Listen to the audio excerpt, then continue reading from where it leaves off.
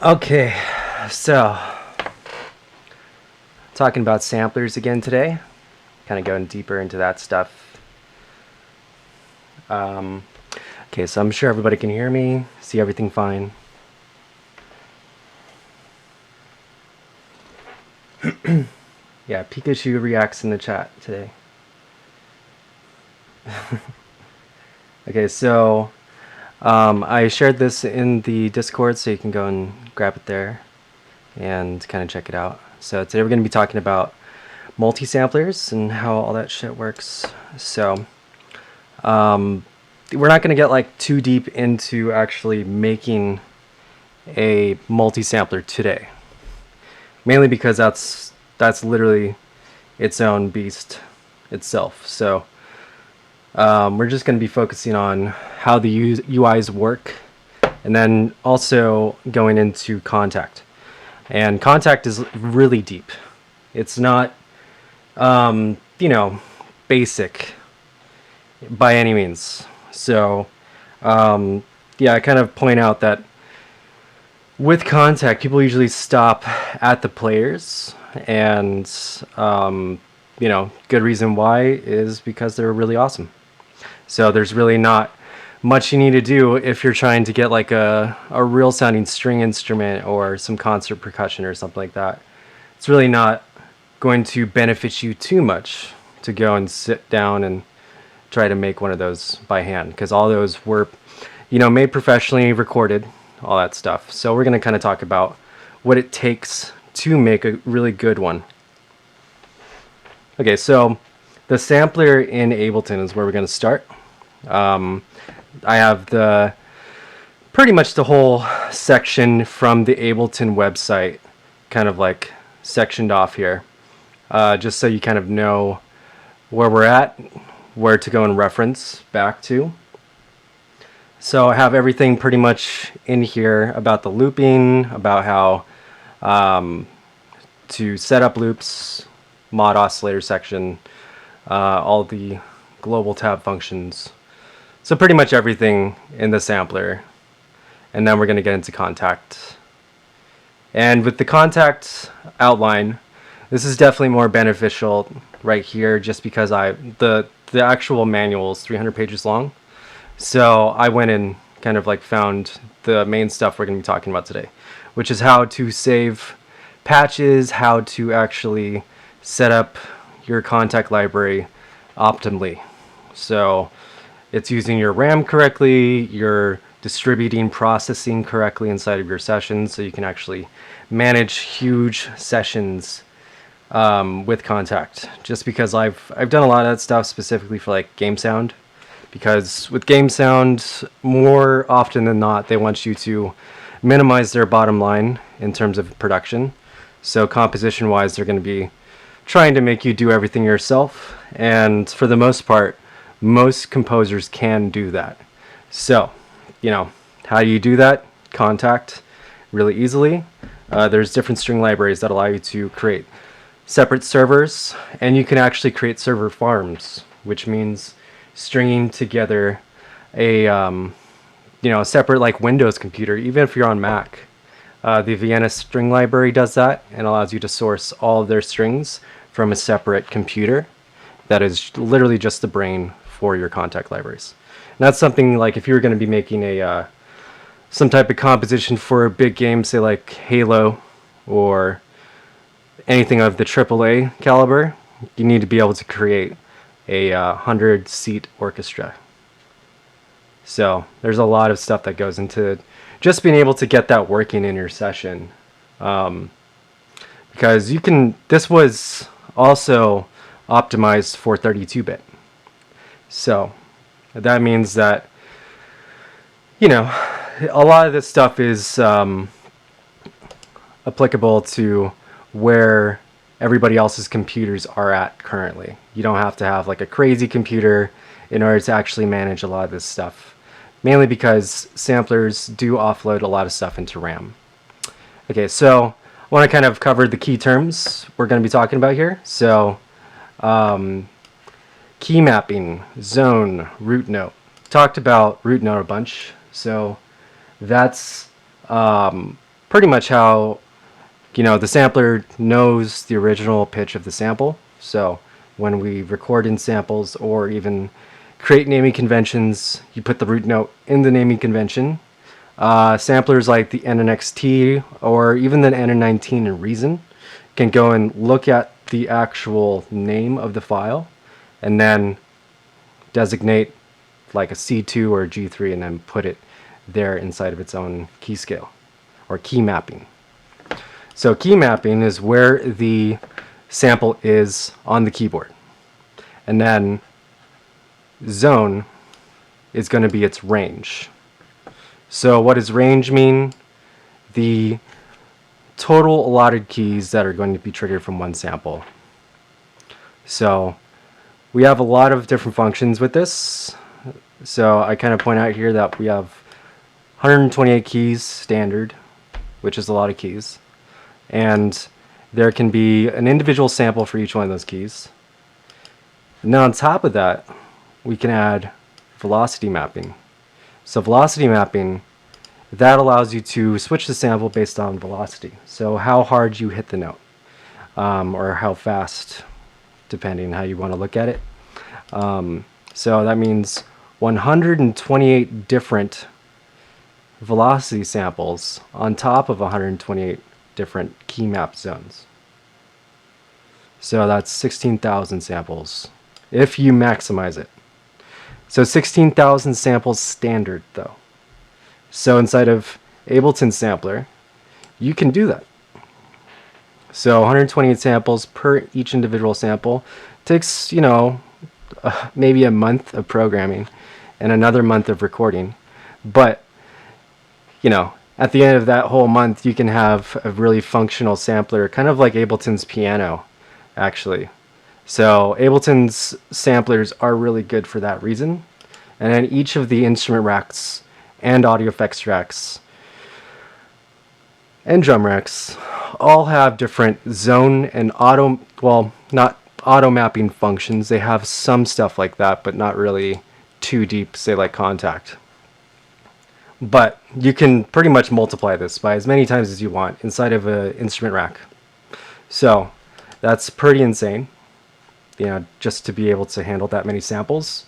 So if you're gonna, kind of like go into that type of sound design or want to be a sound designer in that sense, because there's many different ways to do sound design. Most of them people don't even know that they're doing. Sound design is a very general term. Anytime you start to mangle and manipulate audio, you're designing the sound, regardless of how much knowledge you have about what you're doing. But yeah, so anyways, we're going to be talking about a lot of this stuff today. And these kind of being like the things I want to introduce today, because we're going to be kind of developing on them tomorrow, or not tomorrow, next week in this class again. And then also in the 201 section. So the 201 section, if you want to check out exactly what I have mapped out for all the way up to 320 for sound design class, just because that's the one that's currently in session. So that's the one I'm very certain on the progression of how the class should go. So that's going to be 201, where we actually get into these things. So actually we're going to talk about alt groups when we talk about Battery 4 in a couple weeks, because that's going to be the advanced drum rack class, where we go and design stuff inside of Battery 4 and use a lot of their impulse responses, and not impulse responses, but like MIDI triggering and different articulations that they have preset inside of them, which make things super easy. So alt groups, that is kind of like a velocity map, but it's telling your engine, just select this next time. So every time you hit a snare, even if it's at 127, which is the highest value, then it will trigger a separate group of samples. So really, really high quality multi-sampler trigger modules, which if you're going to go into like live sound and stuff, that's like literally bottom line what you need to know if you're going to be doing anything that's live sound at any level, really. My little brother is a studio drummer, and his teacher like is a studio drummer for like Britney Spears and shit, and he has to bring his own trigger modules when he goes and fills in for these different drummers, and you know, just like live sound stuff. So like even as a musician, you need to be armed with that, because that's even like a selling point for you getting booked. But you know, that's up for you. And then finally, probably the craziest thing inside of Contact is the AET morph filtering, which allows you to blend between groups. So inside of Ableton Sampler and most other samplers, including just using an instrument rack, because an instrument rack is the theoretical multi-sampler. It's kind of a multi-instrument sampler. Well, it's a multi-sampler in its essence, but in each of those individual things where there would be a sample, there's a synth. So that's pretty awesome. But in that sense, we're just crossfading between different channels. But in blending inside of a very high quality sampler, say like Omnisphere or Contact 1 through 6, and we're going to be talking about 5, and I'll tell you why we're not talking about 6, and why I haven't even updated to 6. But this right here, the group blending and AET morph filtering, that allows you to take a spectral snapshot of a group of samples. That means 0 to 127 for, say, like a choir. And then you can blend the spectral content between different vowel sections that you've recorded. So A, E, I, O, U, those kind of vowels. And all of those context samplers have knobs that literally morph that, but that's how they're actually doing it and making it sound expressive and real. There's no other way to do that.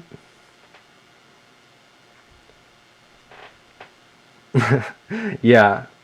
So Superior Drummer is definitely worth it. 1000%. I use Studio Drummer a lot for that kind of stuff, but Superior Drummer is dialed for this specifically, because it's when I used to produce like technical progressive death metal, or as it's called now, gent, that was the thing we used. We used TuneTrack or Superior Drummer, whatever was usable. Then I found Contact, and then it was just Contact and Superior Drummer after that. But I also use Drumagog and a few other different trigger modules that were digital. Yeah, okay, so that's kind of the scope of what we're talking about today. There's a lot of shit that goes into this. We've talked about, you know, pretty much how to make groove, how to like dial in and crate dig and do all this other shit with just finding samples and being an experienced chooser. You know, because 90% of sampling, sound design as it pertains to sampling, is choosing. So that 90% is you as a producer, which is really cool because that allows you to be pretty much at any level and jump into sampling, and sampling being the most accessible form of sound design. And also the most misunderstood in terms of, is it actually sound design? Because sampling could also be just using presets. Like, I don't really knock people for just using presets. I knock people for just not being authentic about that. There's a ton of people that I know that use presets in a top 40 scenario, even people that have taught me. And, you know, it's really just like, I need this sound right now. I'm in the studio with X producer, and they're asking for this vibe. I know where it is and which synth, and, you know, just execute it. So that's really another thing about being a good chooser. As a sampling artist, you got to be able to conjure that sound in your mind before you go and execute it inside of the DAW. That's the most effective way to do it. It's I call it like mind to DAW coordination, kind of like hand to eye. Okay, so kind of developing on that, let's go and open up Sampler now. So we talked about Simpler and how that all works and stuff. Let's actually load up some samples. I think I have some good samples.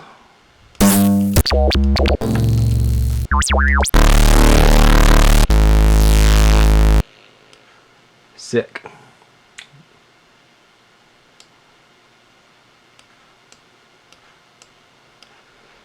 Okay, so we're going to load up some Zach Countryman official samples. Please go support the boy and buy his stuff. So, I dragged in a sample into an open MIDI track in Ableton and it creates a sampler. Remember, this is a mono sampler, so I can't add more than one sample. If I go and convert from simpler to sampler and back, say I add more samples to that sampler and then convert back, I will not have access to any more functions inside of this control here. It will kind of auto set it to multi-sample mode. And it's very ambiguous to say whether or not all the functions are even being upheld there. I would imagine that's really just the main sample that you started with that you have control of. But if you convert it back to a sampler, then you can access all the rest of that aliased material, really. Because it's not really in the sampler, it's aliased to a folder that it's referencing. That is 100% how all samplers work, by the way. And when you're working with the sampler too, that aliasing is taking up RAM for your DAW. So you can bypass that and then assign RAM outside of your DAW in order to optimize it a little bit more. Okay, so right click and convert this. I'm going to talk about a couple functions in the right click menu. And also to note, there's a picture in here that has all this extra shit. This is not really current anymore. It doesn't really have all these extra functions. Sometimes a few more will pop up when you start to add more stuff to it, which is like looping functions, which is release, loop, and sustain loop.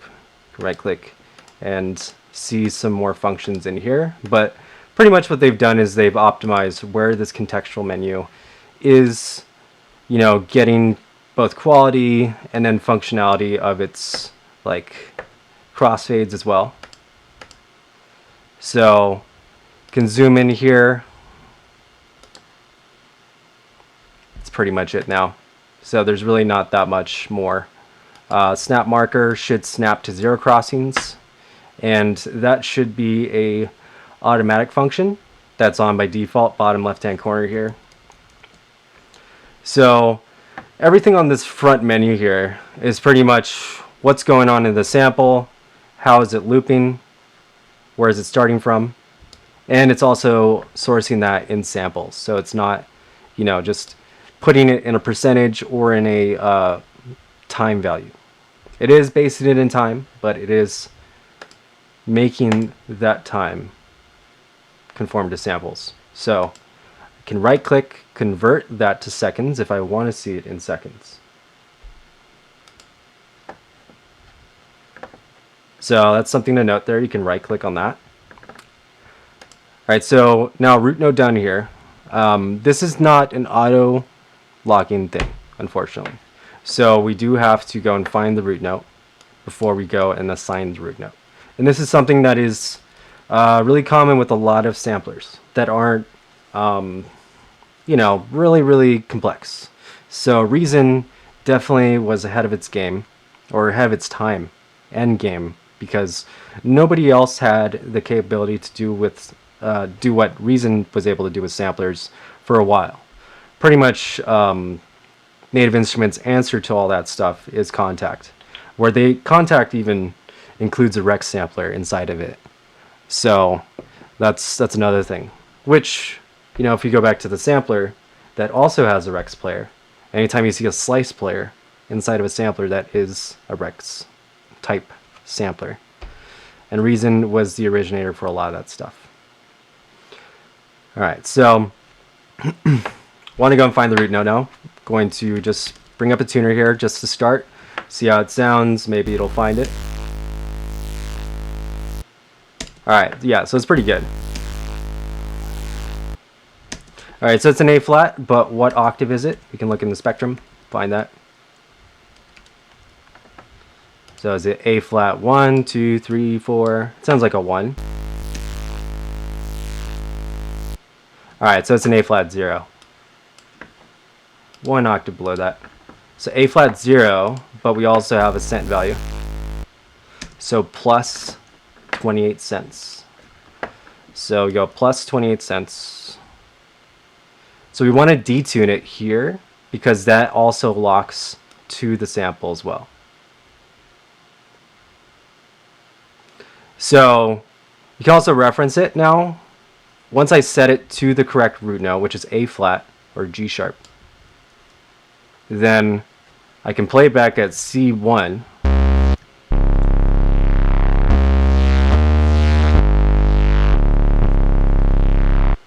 Alright, so this should be a C now.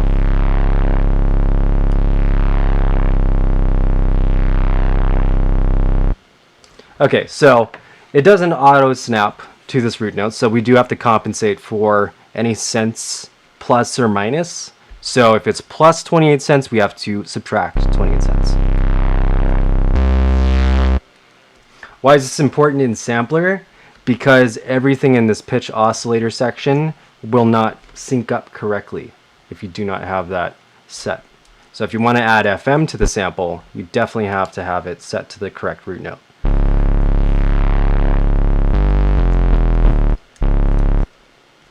Okay, so now that's set, really simple. If you had something a little bit more complex, you might be able to find that root note of like, say if it was like a really crazy sound design kind of bass, which I'll probably put in at a second here.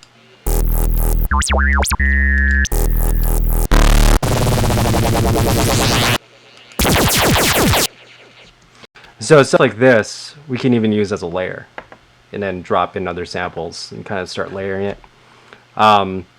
Okay, so that's how to set the root note in here. Really simple stuff. Alright, so now a couple more things in here, which is the looping functions and these extra functions over on the right. So we have our channel selector. So both will be left and right channel. Mono, which should be them both summed, or just left channel, left or right.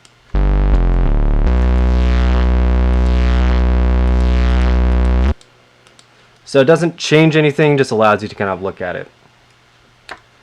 Okay, so we have interpolation over here. So this is going to be our CPU settings.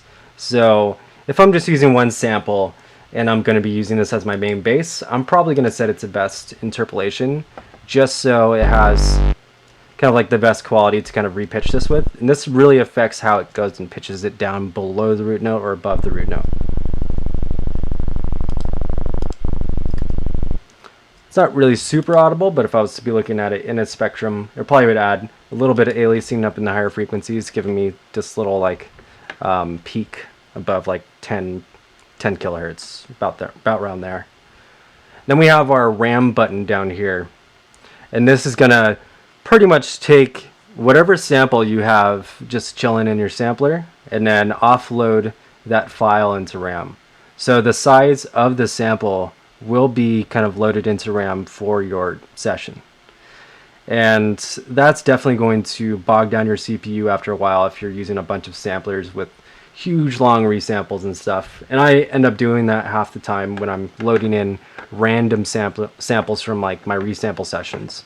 So if I find myself, I used to have this problem more on my MacBook, but now that I have 32 gigabytes of RAM, it's a little bit of a different story. But definitely if you're running into any problems using a sampler of any kind, just find the little setting that allows you to offload into RAM. On Mac, Contact allows you to load your own memory server. So I'll show you how to set that up. And then Windows is a little bit more open in terms of its architecture for its software. So it will allocate more RAM if it needs it. Mac is not that way. And one of the main reasons why it's not good for graphics or anything production-wise, for like anything graphics, which includes video games. All right. Okay, so we got our sustain modes here. The sustain mode is going to be how the sample loops forward and back, forward, or not at all. So this is off mode.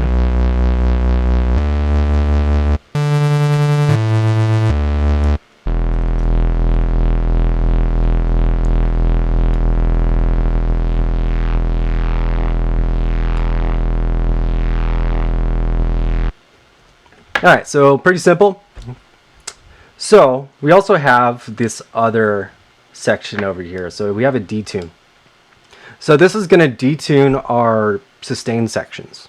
So this is kind of cool because we have two separate loops in here, a release mode and a sustain mode. So this is going to trigger, this section is going to play when I go into my release section over here.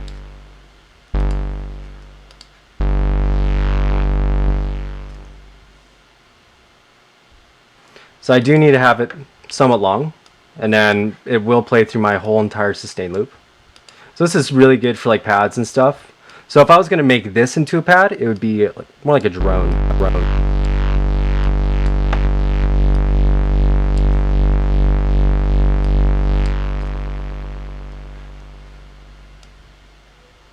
So I can crossfade that. Let's detune it.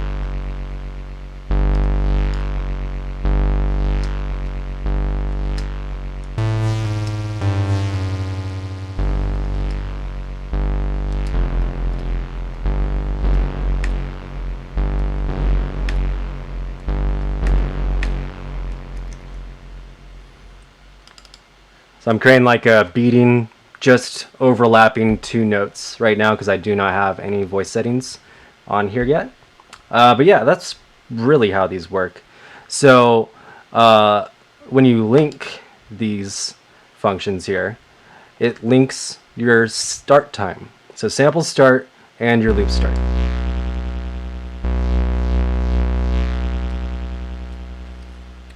So crossfading them will add an extra section pre the actual start time of the loop, which is kind of like a pre-roll.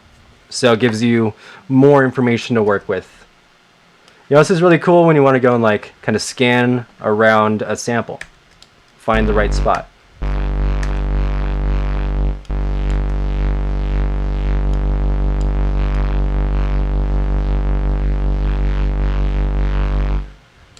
All right, so it also auto updates. So if you were going to go and do some weird sound design stuff, you can even use this to scan. Same way that granulator would scan around its own sample. Because this is, you know, like granulator is creating grains by creating sample and hold. So it has a ton of control of how it, you know, actually crossfades each of those tiny samples. And then calculates that and resynthesizes it. So we have somewhat of that same control inside of a sampler. What's great about using like say like basses and samplers is you can get a ton of different movement with just using the pitch movement or even adding like FM to it. And this stuff I kind of learned a while back, like 2012, 2013 from like Culprit videos and stuff, just because I was obsessed with Bristol. Neuro hop is what it was called back then. It was called Neuro Hop and Glitch Hop. And it was also at 160. Then it kind of sounded like hip hop. And it sounded like drum and bass.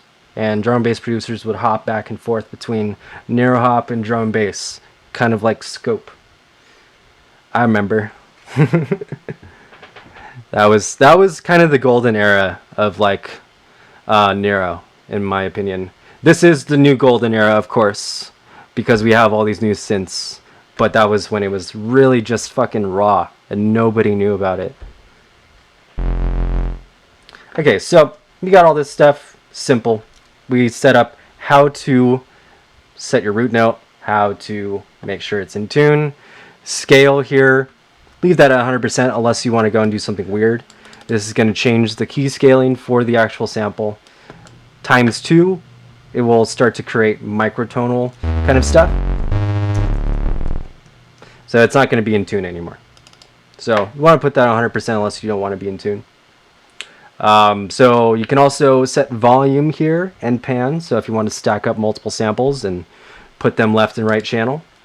So how could I do that? I can go and open up my sample zones here. And I can just duplicate. And I can go and select on each one of these samples individually.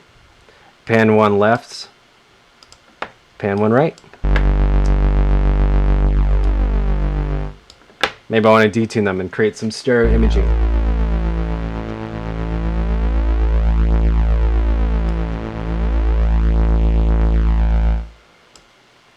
Imagine being in tune. Okay, so that's kind of it for this section here. Really not that much else. If you're still confused, let me know, and I can try to clarify some stuff. Again, this right here doesn't really change anything. This also doesn't change anything. If your sample is super quiet, you can go and look at some more of the content. It does not change the amplitude of the sample though. But yeah, so really the big thing now to kind of pop into is this zone selector. And then we're going to get into the pitch modulator. So I just opened this up to duplicate the sample. So we talked about how zones worked right before this, and you know what they actually mean. So this is like stacking samples alongside samples. So inside of samplers zone selector, we have key selector, velocity selector, and chain selector. So chain selector is literally just mixing between different groups of samples, just like I was saying with groups. So you can have it kind of like select between things alternatively. Say if you got some max for live MIDI functions, so you could just go and auto set it to go into different values every time you hit a note. So that doesn't exist inside of here, so you'd have to go and set it. Cool thing is though, you can check whatever is mappable to things by hitting Command K or Command M. Oh, but not Command comma, because that's your preferences, but Command M. Okay, so definitely try that out. Okay, but in here we have our key scale. So by default, it's going to fill out your entire key scale, which is all the notes. It's going to set your root note, which is the little R down there. So anytime I change this, the R moves around. So it's on G sharp. Whoops. This double tap function is really sensitive. Okay, so that's pretty simple here. All right, so we have a couple functions up here. This is telling our crossfades how to work. So we have power, which is exponential. How does our crossfade work here? By trimming at the top. So I can trim between two different sections of the sample. So this guy up on the top is going to tell my crossfade what type of shape to have. So linear means straight line, equal values between each of them. And yo, sick puns in the chat right now, yo. Quiet down in the back of the class. I'm just kidding. But yeah, okay, so yeah, that's really simple there. This really has no function. This is just an auto selector. So when I duplicate this, thank you for the follows, by the way. Really appreciate it. Got Cool Music, Dreaming Emily. I was about to say Gemily. Rad Hatter, thank you for the follows. All right, so this is actually existent in pretty much every instrument rack, drum rack, any rack really. So sampler is technically a sample rack. So it's a rack full of samples only. And every time you duplicate one of these guys, it duplicates all of this. So with the auto selector on, if I wanted to go and pan exactly the way I just did it, or even just stack them mono and detune them a little bit, then I can go and select them and see them auto target like that. So I see that little 26 turn into 28. That's the only change I made. Now if I select both of them, we have two samples are selected, and then I can go and alter all of the parameters all at once. So that's cool. All good. No worries on being late. Just get marked down half your participation points. 75% actually. It's going down. It's maybe 80%. Okay, so if you want to go and just select them easily, it works like that. But honestly, works anyways. So auto select. I don't usually have that on. Usually have it off. Okay, so auto select also targets the note that is being triggered. That's really its main function here. So I don't really use it unless I'm creating a huge multi-sampler. So we won't really kind of talk about that anymore. That's kind of that. So now back into functions up here. What I really want to do is next week when we talk about building our own multi-sampler is we're going to really get into these functions. You know, I just talked about how set the root note, how to trim the crossfade, and guess what? Every single one works exactly the same, including the chain selector, which again is like a mixer for groups. So we have all that stuff in one. That's cool. One thing I also like to do is attach velocity to a lot of things that are inside the looping selector, like sample start or pitch of the mod oscillator or whatever. So you can do a lot more stuff with velocity that's not just inside of the sample. So velocity in sampling is actually really cool. It doesn't always have to be volume related. Okay, so we're going to jump back into this next week and kind of make a really basic multi-sampler here. This, I think I have these installed.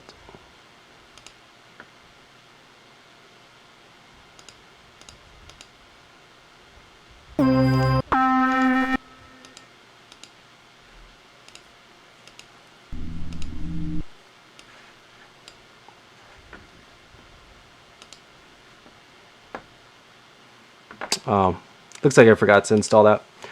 All good. Let's load up the string samplers.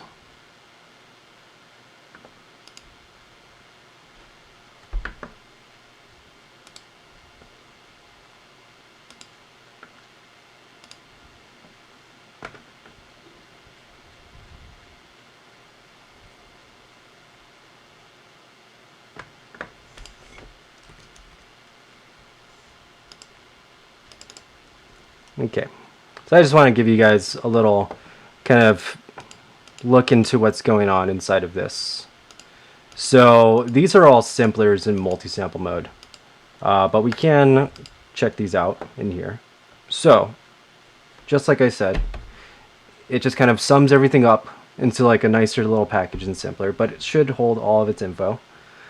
So we have all of these different samples here that are being triggered over the course of 2 octaves. So every single like really good sampler is optimizing these things. That's my bass. It's the right key range here.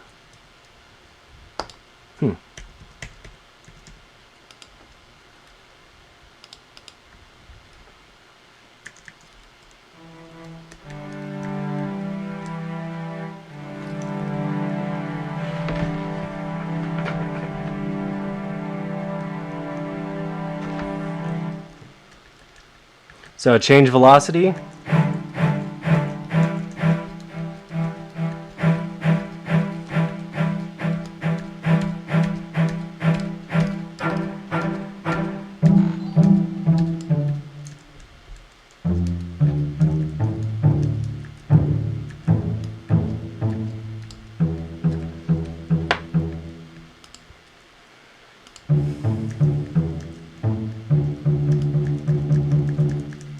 It's a little bit off center.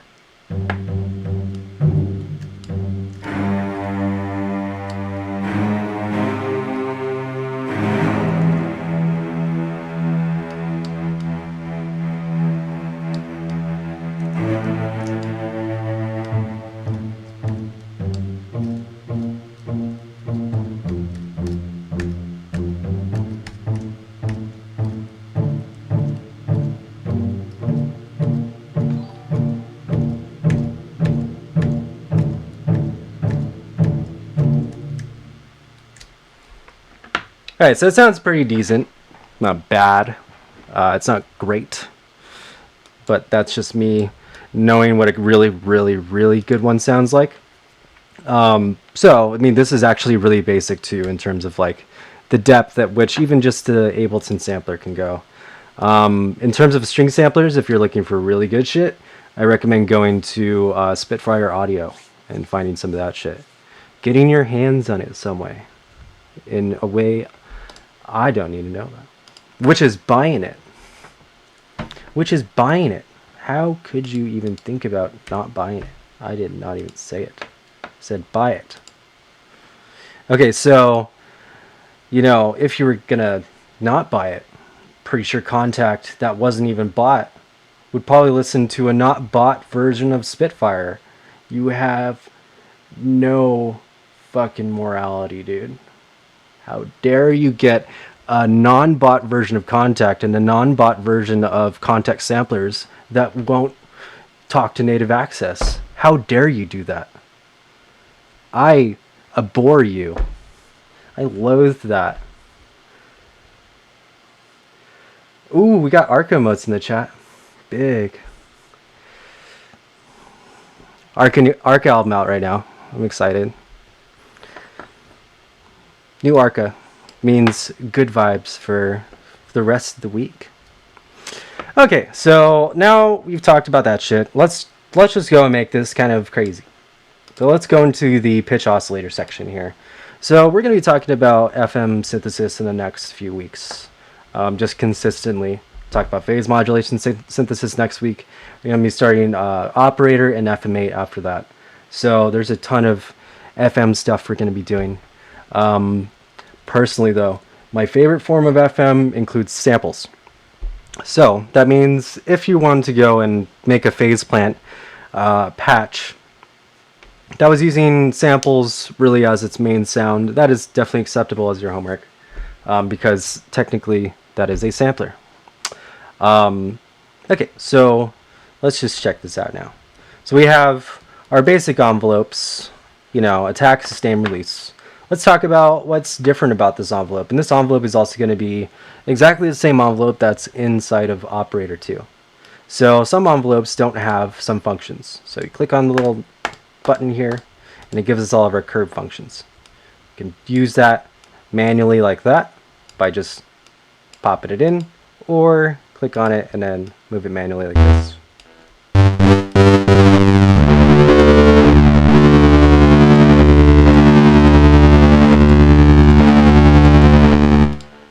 Okay, so by default it has no sustain, it has 30 seconds of decay. So that's very classic of it being a attack decay envelope by default. Why is that? Because the DX7 only has attack decay envelopes in general. Fun fact. Alright, so what is the rest of this stuff? Initial is going to be the amplitude or value of the onset of the attack. Peak is going to be the value of the onset of the decay. Sustain is going to be the value of the onset of the sustain. End is going to be the value of the onset of the release. So time values, value values, dB amplitude values right here. So these all work for us by just tactilely grabbing and moving around points. Can't create or generate any more points, but we have at least that to work with. So we need all these functions though in order to actually move the points around like this in general, because as you may have seen in a lot of different envelopes, you do not have peak control over your decay in a lot of different scenarios, so that is kind of nice. Okay, so now we have time to velocity. So this will increase the time, multiply it as you hit the key harder. So that means attack is longer if you hit it harder, and vice versa. Attack is shorter if you hit it harder, which makes a little bit more sense. Say if you're going to be making a pluck, you might want to hit it hard and then make it a pluck, and then when you hit it soft, it's a pad. So that makes a little bit more logical sense. Alright, so then the final function on here is looping functions. Again, we have a loop in here, which is a little bit hard to sync up to this loop. So we have a loop. Okay, so right over here, we have all of our hard definitions, and you have those definitions inside of the outline as well. So loop envelope retriggers at the end of decay phase. So that means it combines the attack and decay amounts. So if I set this to 0 and this is at 30 seconds, then it will loop at the end of 30 seconds. If I add 20 seconds, then it will loop at the end of 50 seconds. So the other ones, beat, envelope loops in time, unquantized.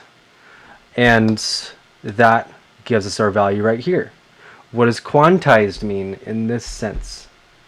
It means that we are going to be retriggering pretty much at the beginning of every bar and with every note. So it's like a retrigger function.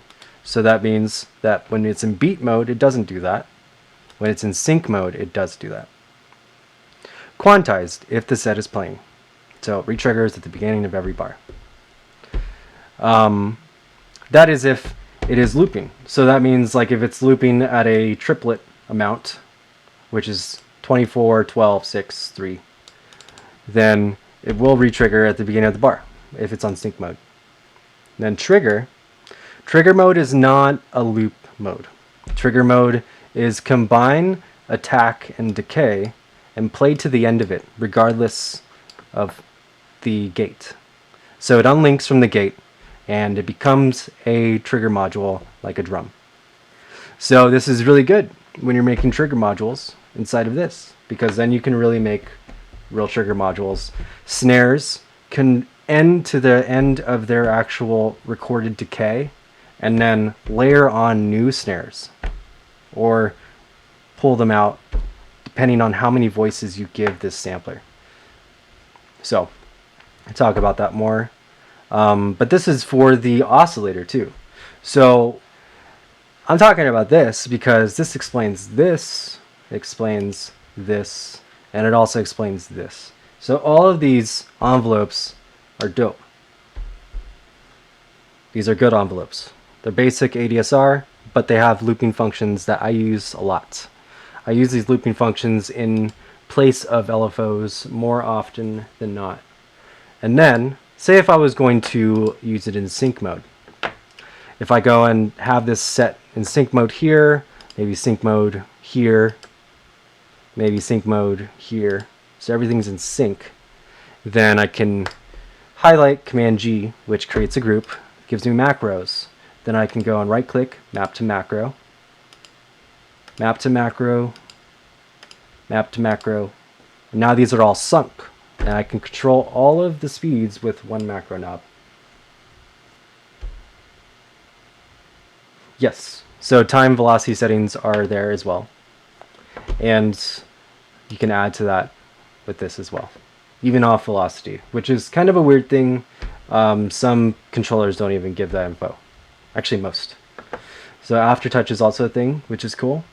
Specifically for pads, personally I've never used aftertouch for anything Reese-based sound design or bass sound design inside of sampler. A lot of people say like in the main stage kind of like EDM, crazy sound design, I don't even know kind of sounds. Those are, more often than not, somehow based in sampler, created somewhere else, and then thrown into a sampler and just blown up beyond proportion. Yes, so that's exactly what I'm about to do here. So we've set up the loop so it's sunk between all of our different envelopes that I possibly want to sync. Maybe I want to do it to this one too. So right click map to macro, and I can call this macro Command R, sync speed. Okay, so now I want to set this, my little voice engine here.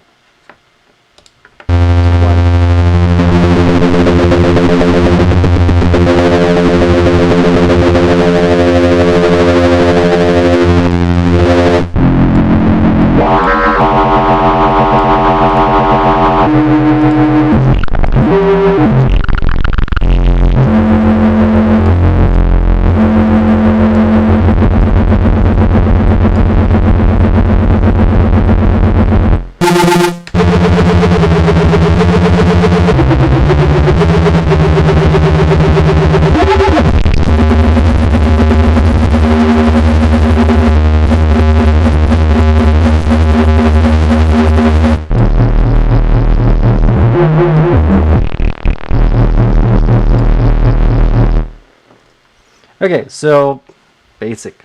Didn't even do anything. You just turned it up and started looping it. Because this is, you know, one of those things where you can just set it and then move to the next thing. Because it's really about this guy, the content in this guy, and what's going on over here. You know, so the how the filter go, how that envelope move. So we want to just sync all that stuff up by default, you know, inside of every synth that we use. But inside of here, now we have sampled content that we're going to go and sync up. So this is stuff that is really cool to do inside of FM8. Being able to sync up different envelopes is really cool. Especially in Operator, I do this stuff a lot as well. Because in Operator, you also have all these loop functions. Just like I said before, Operator has the exact same envelope, but also it has the exact same engine. So it doesn't have a partial control, but it gives you all of these same wave shapes. So that's square D and saw D.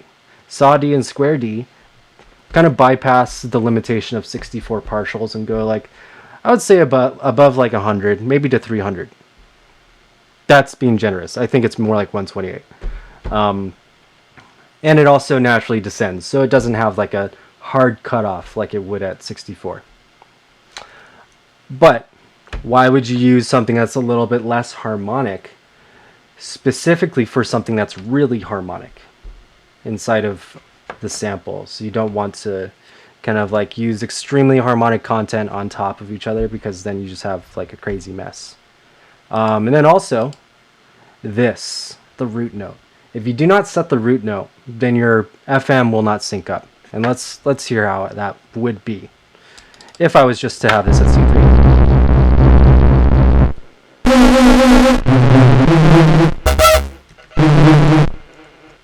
I mean, it sounds pretty cool, but it's giving me these low overtones that really just like don't make any sense. So having this down so I can actually play it at the note that I would even, you know, say right in for this sound.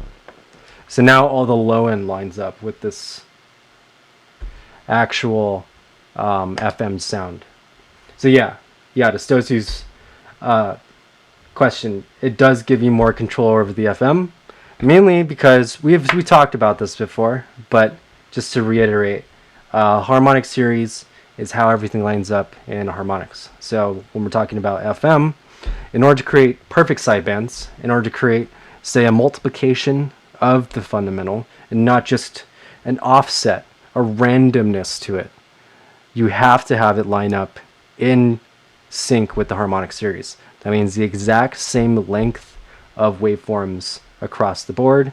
And then if you want to go up an octave, it needs to be twice the amount.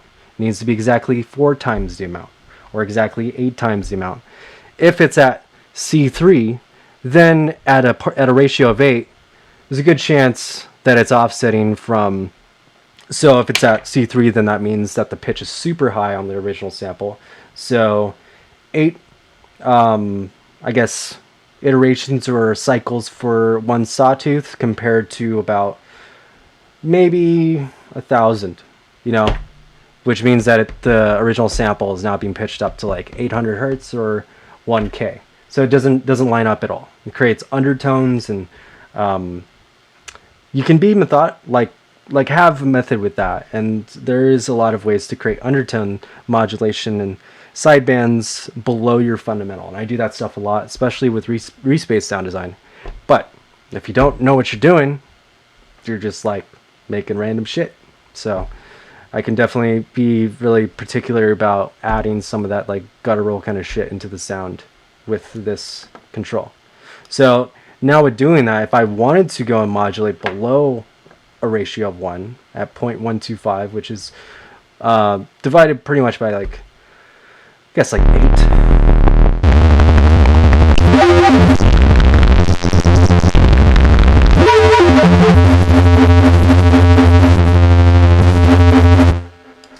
So this sounds really good, but it sounds really good because FM sounds really good. The FM synthesis is the same across the board. Every single DAW, every single synth that has FM synthesis, it should always sound the same. The limitation of that synth is this right here, the type of content it has.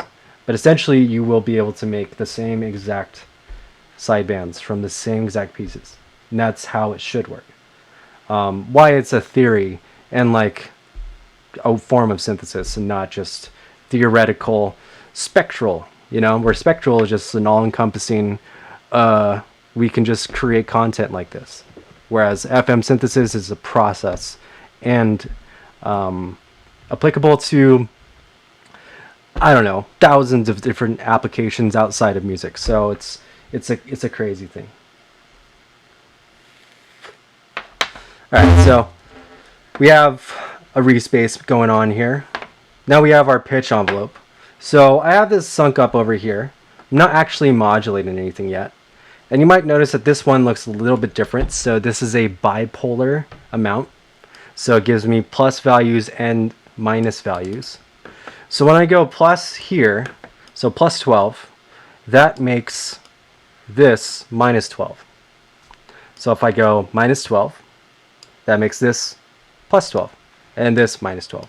So it is referring to where this positive value is, where you set the amount.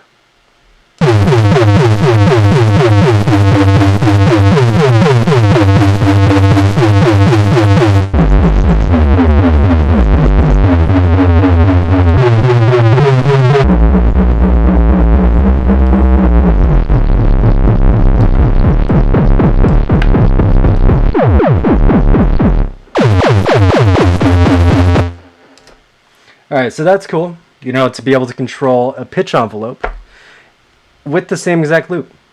So now I'm looping my oscillator and my pitch envelope and my filter and everything else. I haven't said anything with those yet, but it gives me a ton of control over the time development of the sound and everything else like that. So if I wanted to go and add velocity here, note that this is not the same as this, but it is in its essence. It just gives you a different counter. So 0 is kind of mapped here as a 0 value. You see everything below 0, whereas this is kind of like a more summed up counter. And this is really just to do with the way the envelope works, just so it reads out correctly. Alright, so then right over here we have some really hidden voice functions. And this is spread, transposition, detune, zone shift, and glide. Why it's hidden right here, I don't know, but it is really hidden. So like if you have everything set up with your root note and way everything is set here, now you can repitch both of those at the same time with your transposition here. So this is not a way to retune your sample though. Set your root note to retune your sample. You set your transposition right here to repitch your entire sampler. That includes everything inside of your zones. So, but also keep in mind that if you had a ton of zones and all of them highlighted, you can add the same type of FM to like a string sampler. Crazy, man. All right, so now zone shift. This one's a little weird. So this shifts pretty much the zones being played. So it transposes MIDI notes in the key zone editor only, so that samples may be selected for playback even though they adhere to the plate, even though they will adhere to the played pitch. Good for getting interesting artifacts from multi-samples. Notice as it doesn't do anything right now. But if I had a ton of stuff in a sampler, say like a bunch of strings and anything else like that, then you can go and sync it all up like that. And then literally pitch it around and kind of lo-fi it. That's a really good way for getting lo-fi sounds.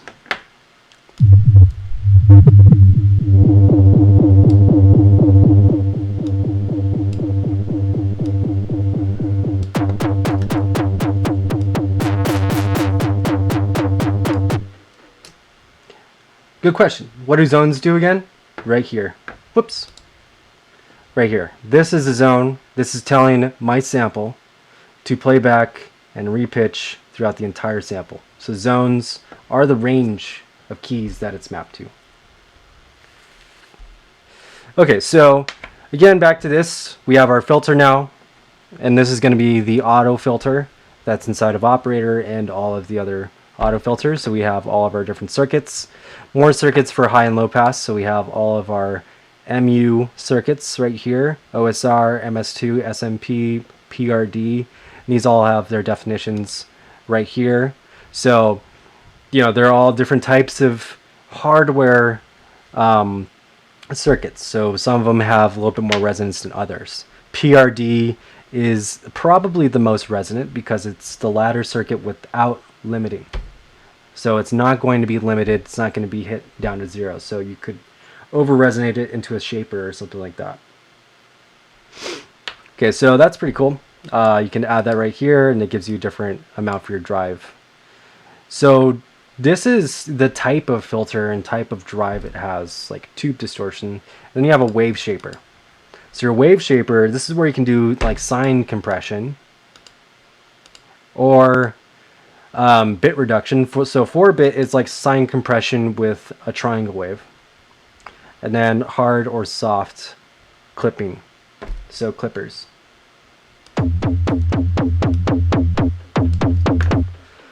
Alright, then we got our little signal flow caret. So click that and filter flows into shaper. Click it like this, which is by default. Shaper runs into filter.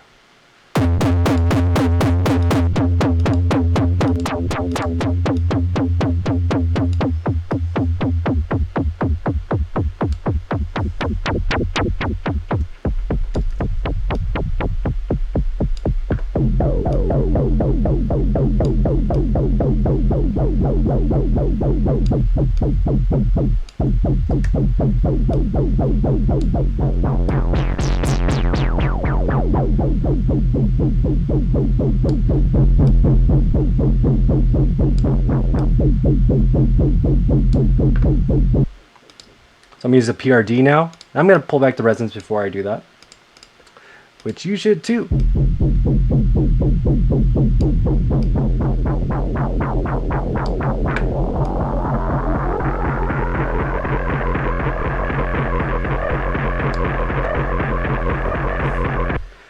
Yeah, acid, bruv.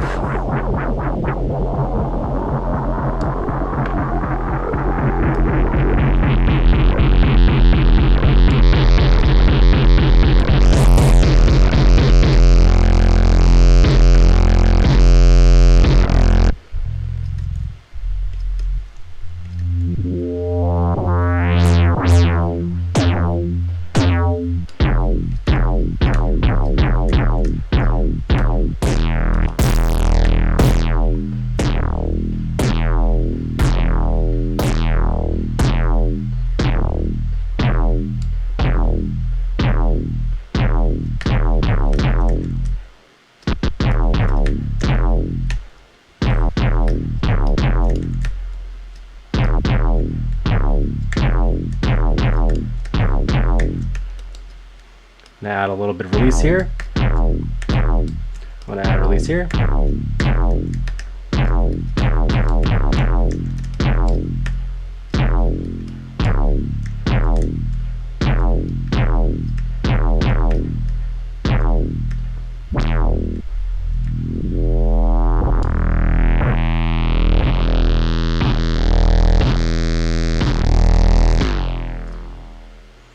Yaw. So that sounds super sick just straight out of this one sample here, which is, again, from Zach's sample pack. So it is a little bit OP out the gate.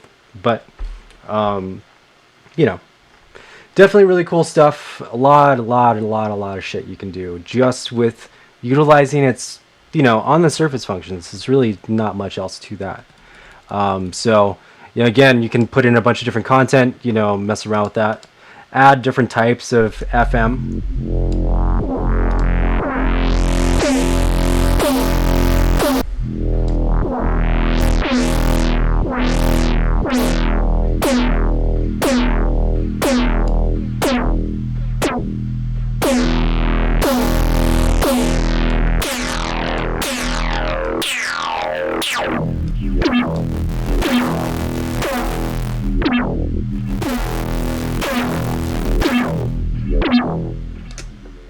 Okay, so Again, these are the functions of the basic auto filter. So we have the morph filter, we have band pass, notch, high pass, and again morph. So morph is cool. Definitely something that's a little bit hard to wrangle in at first if you don't really know how to kind of like dial it. Best way to do it is to find a good little sweet spot. So if you're looking for like a notch filter, the notch section is cool because it goes between a high and low pass. So if you're going to set a modulator to this, you might want to put it HP no within that 0 to 100 value there. I really like that. All right, so now moving on a little bit. So we talked about the shaper, the filter, the envelopes. Envelopes should be self-explanatory because we just covered that. Amount knobs, again, we covered this too. So plus and minus values give you plus and minus responses to the cutoff or whatever they're auto set to. So filter envelope applies more movement to the filter only. So we wanted to use another envelope for something else. We have our modulation section here in an aux envelope. So this allows us to go and semi-modularly patch into different parameters. So inside of omnisphere, contact, and bigger samplers, you have a lot of these functions. So in Absinthe 5, you have a ton of this shit. And Absinthe 5 is literally just kind of based around it. Absinthe 5 is literally like omnisphere and kind of like Massive 2. So it has a ton of different stuff in it. So what can you do in here that's pretty cool? So LFO 2 and 3 are also modular, semi-modular. So we can map it to the sample selector, sample offset. So sample selector is right here. So this allows me to select a different source audio sample. So say if I wanted to go and do something a little bit weirder, let's do that. So I'm going to go into my resample library, and then we're going to grab something a little bit crazy.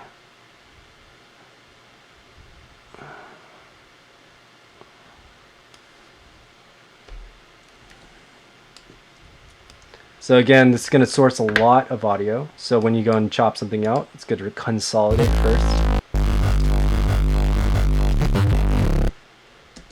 So I'm not going to consolidate just that selection there. I'm going to consolidate like 2 bars. Actually, no. Let's do a little bit longer.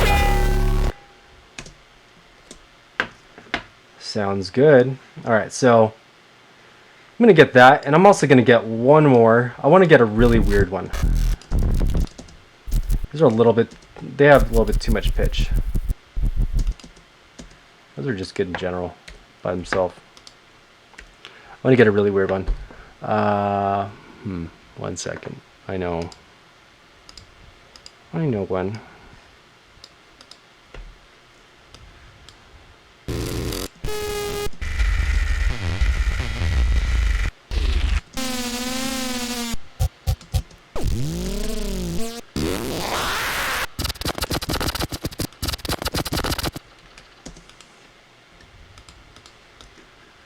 Okay, so now we're going to use these to kind of like layer on top of our bass and using samplers functions to do that. And I do this a lot specifically with respaces. Like sometimes I'll put like egg samples. Let's actually do that too. So let's go and get some Foley. I think I have some bacon. Bacon? No, no bacon. Eggs?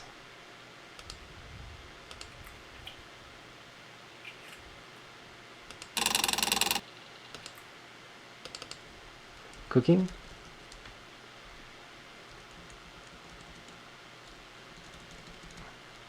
Frying.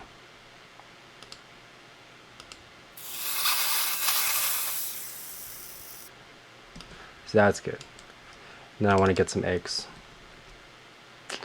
Just going to the store. Need anything for your sample pack?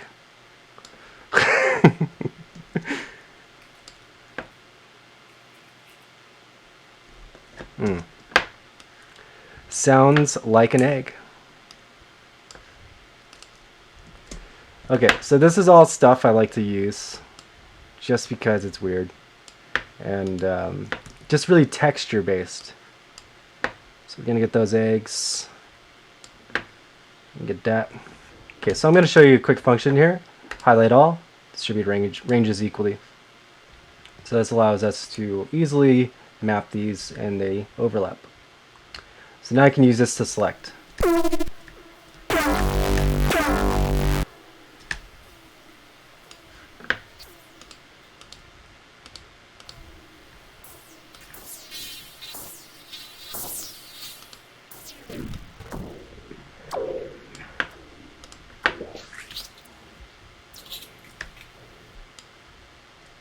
So I want to get one section here that's looping. Again, I'm looping this and selecting it individually. So I also set my chain selector to the eggs.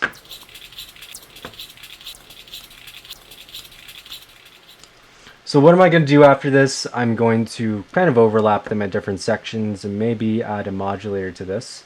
I can even duplicate it and make it loop all the time. That's probably what I'm going to do with the eggs. This one's going to be more of a selector.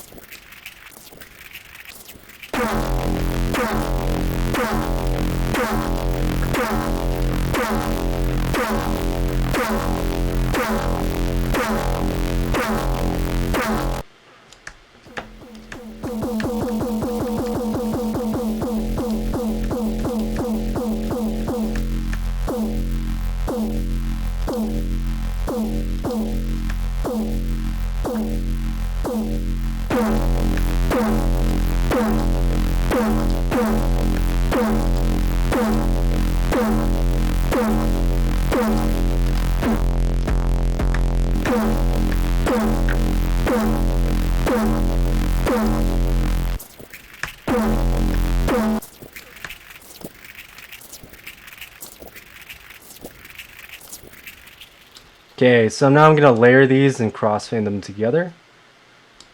Let's crossfade. Okay. So I'm going to add crossfades to both sides. And this is just going to be crossfade like this.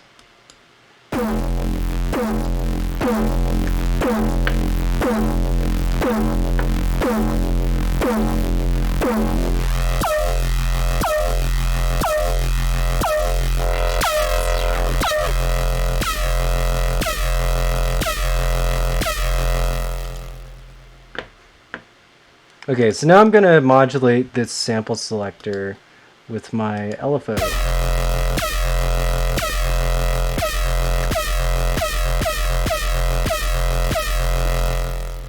So I'm going to change that much, but it is going to slightly kind of change how it's going to develop over time. I can like add a couple more layers of this too, just to make it a little bit more prominent.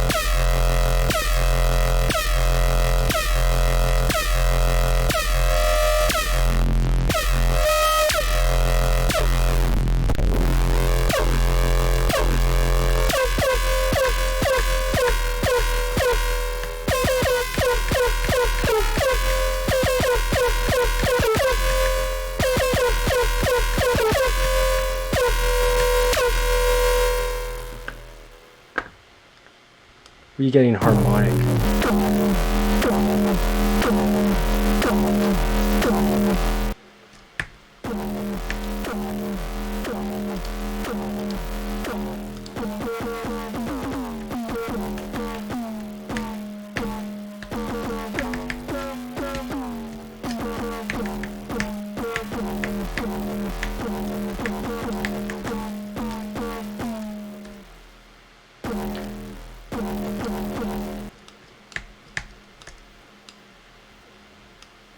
Little too turned down over here.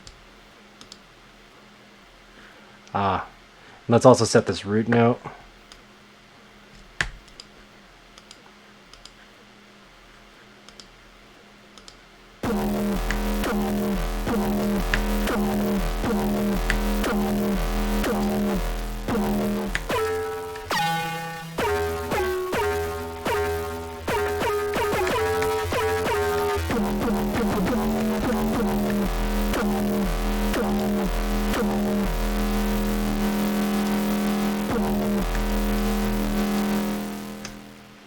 Sick.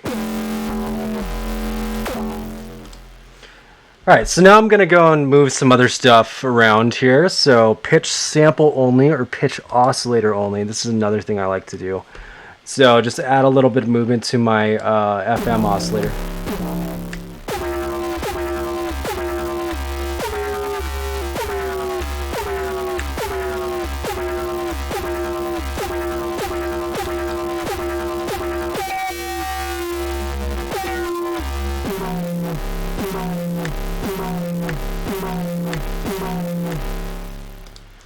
Sick.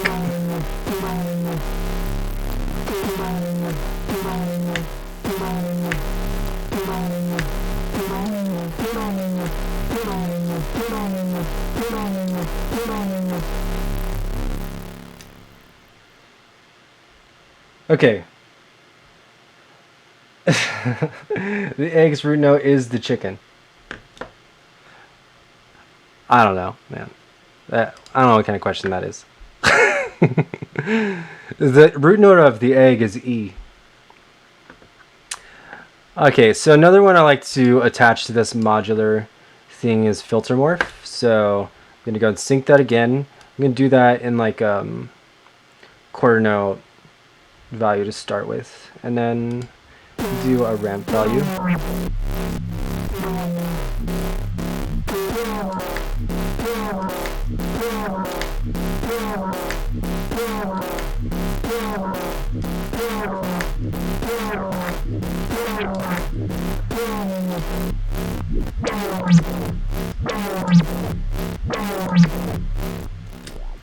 So a lot of stuff is moving around right now. I got a ton of release too. Maybe want to pull that back a little bit.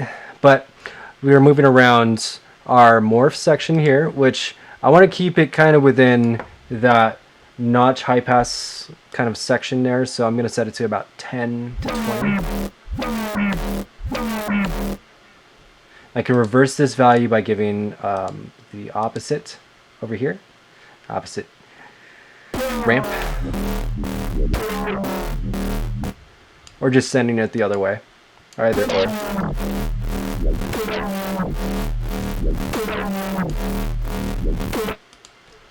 Alright, so this is really affecting the sine compression as well. So you can also modulate a little bit of like the filter drive or even shaper mount to kind of like control that. I'm going to do that in a negative value.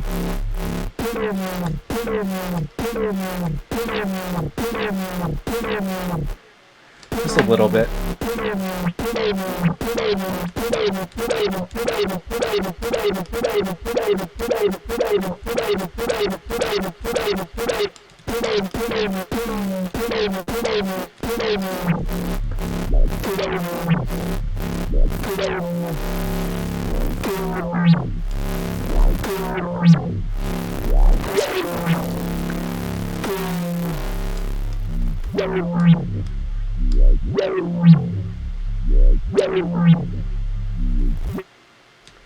And of course, if you want something to sound different over a long period of time, make the modulation.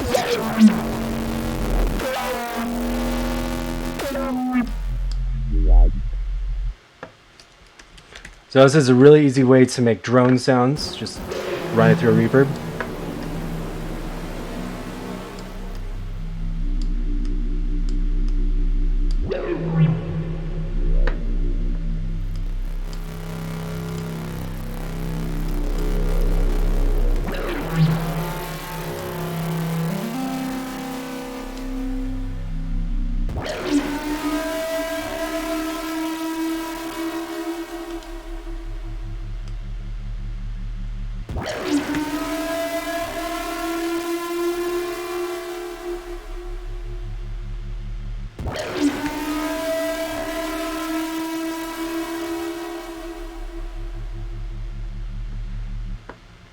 Yeah.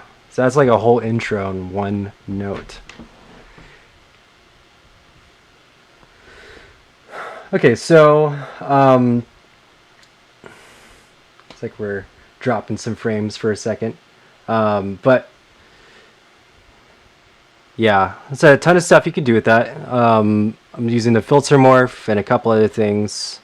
Just this EOS, I think. EOS. Pointless bandwidth and RAM for a pointless animation.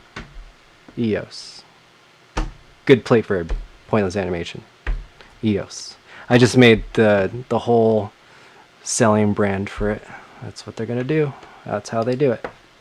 Alright, so now sample layering stuff. So we talked about all this in here, modulation, LFOs and stuff like that. And we're doing pretty good on time. The context section literally should only take about 30 minutes. Mainly because I only want you guys to start optimizing your workflow and contact and starting to use players. I want you to go and experiment in Sampler. Mainly because everybody I know, yes, of course, it's always saved. Yeah, seriously though, render that shit. You know, I could have been resampling that and probably used that. But yeah, so this is a thing by far, and every producer I've ever met, and even just watched vicariously, this is something that they do, and every time they do it, they're a sound designer without even knowing it, or they know it and then they're weird about it. Just like, bro, I don't even fucking know anything about sound design, dude. Fuck a synth, dog. I fucking dropped a fucking sample in here and did that thing, dude, and it fucked it up, and I'm a sound design. Ugh, did so many Skrillexes today, dog. You don't even know. Oof.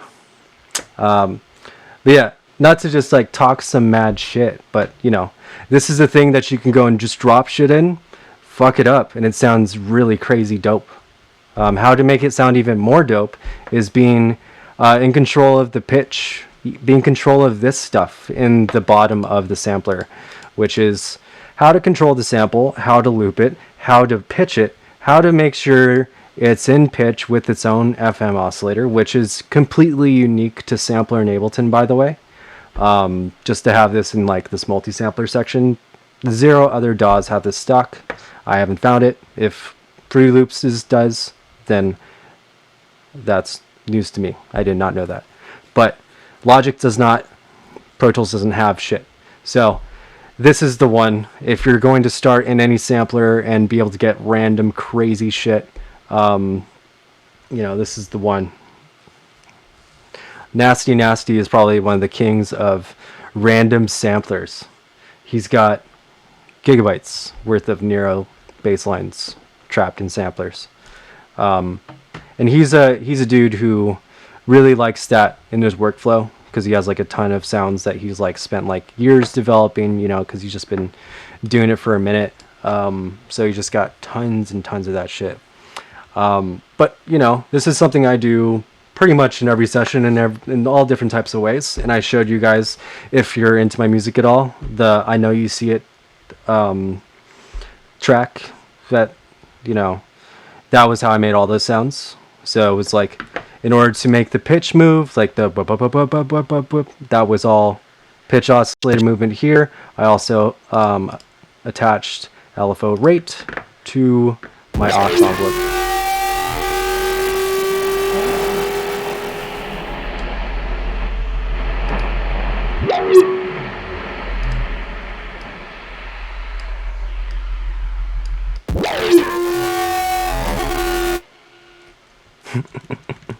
Just blast you for a second. Run through some shimmer.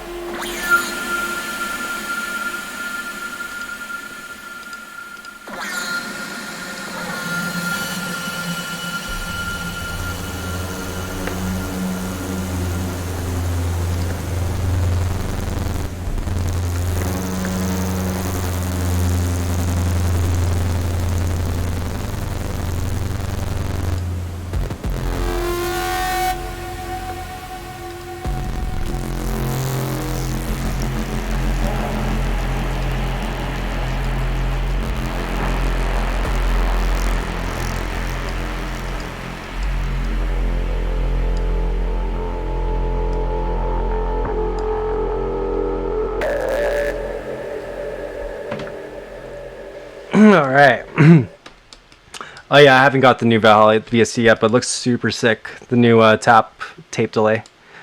Tap delay. Tap tape. It's like Uber mod, but controllable. Alright, so that's a ton of stuff in here. Again, mess with it. You have like a ton of shit to work with in here for that. I'm gonna get this sample. Actually, I'm gonna get a longer sample here, and then we're gonna do a couple techniques on how to kind of like do this, and then we're gonna jump into Contact for a little bit, and then we'll be done for the day. Okay, so I'm gonna grab I think this. I think I'm gonna get this.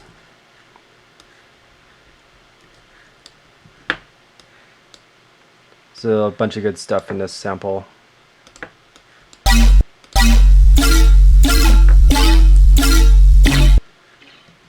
Unwarp. Unwarp, unsubscribe.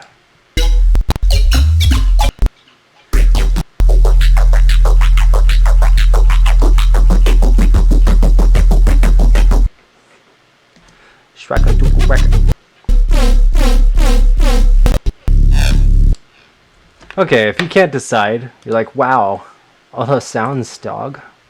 They're all so fucking chunky, dude. I just can't fucking decide.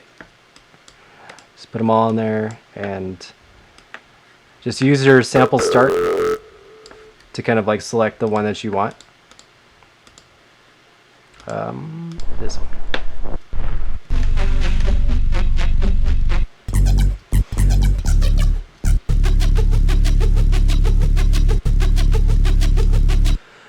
Okay, so now in this scenario, do not worry about the root note. Play it at C3, but just know that it's going to be very, very hard to wrangle in what exactly the pitch is doing. So just keep that in mind. But it's really fun to kind of like experiment and do or just resampling in general like this, and just load up a little beat here.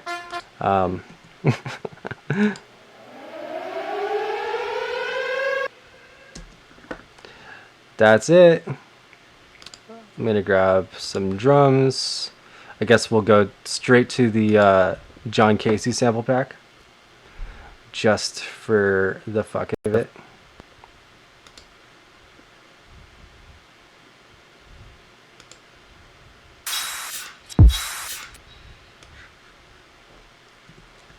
Really like these. Just as like little like, I just need vibes whenever I do resampling stuff, or I want to just kind of like experiment with something. So I was saying, just draw on like C3 to start, and then get a little vibe going, a little rhythm. Let's do 174 because we're super original today. All right, so I'm gonna do something. Just gonna do a little pattern here. Do a wink wink waka waka waka waka waka waka waka waka, or we can go waka waka waka waka waka waka waka waka waka waka, and then wee wee.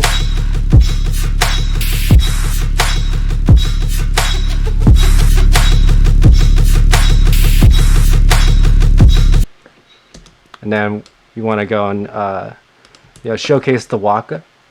Go waka waka, and then go MIDI control here, do a little pitch bend, make it walk, just give it a little fuzzy.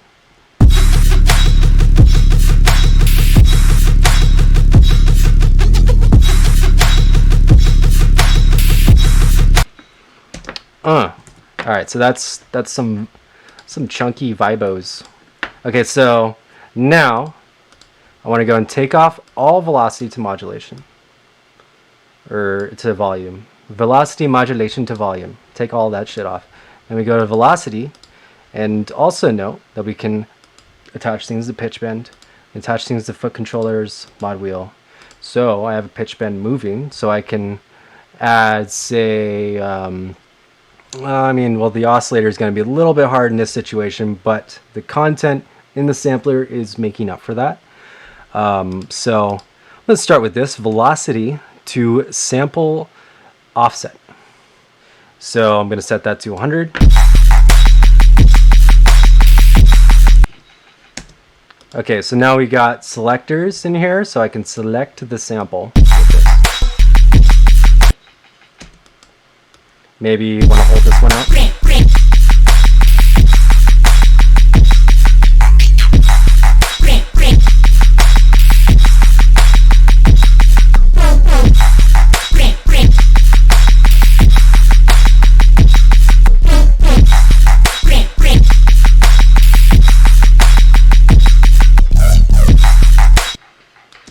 Okay, so also note that it's going to be a very fine-tuned value, so I would trim this up so you can see a little bit more velocity. Trim it up more so you can see more, and trim it up more so you can see more. And you can also use your pencil tool and say like Command A, highlight all, draw curves.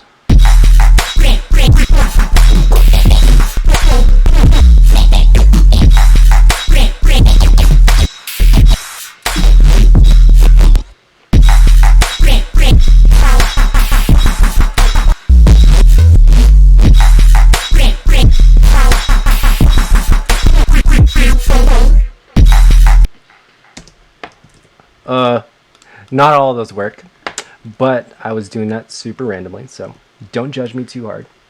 So another velocity, trick. Highlight all, hold Command. You get this little draw tool. You can create a little curve.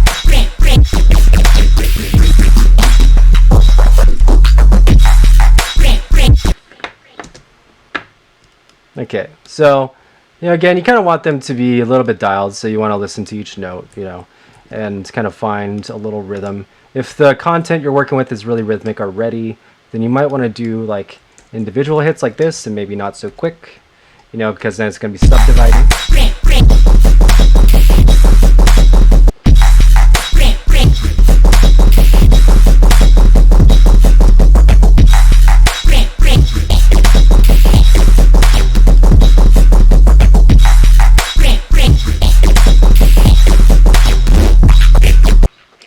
Ooh, this one right here. Okay, so this is what I do. This is every time I'm like working with it, I'm just like, okay, that's cool, that's cool. Ooh, that one, and then I'll just go and do the ooh.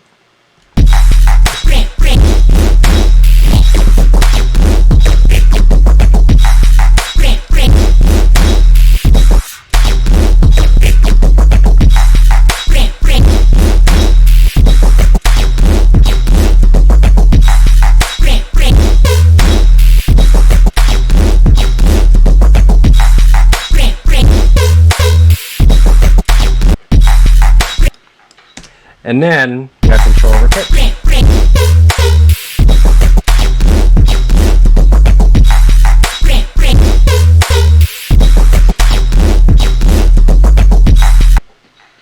Oh, alright, so that's cool. I like it. And then say if you want to go and get more, every time you go and trim it out, you will have to go and find all new values. So keep that in mind before you go and start to dial it.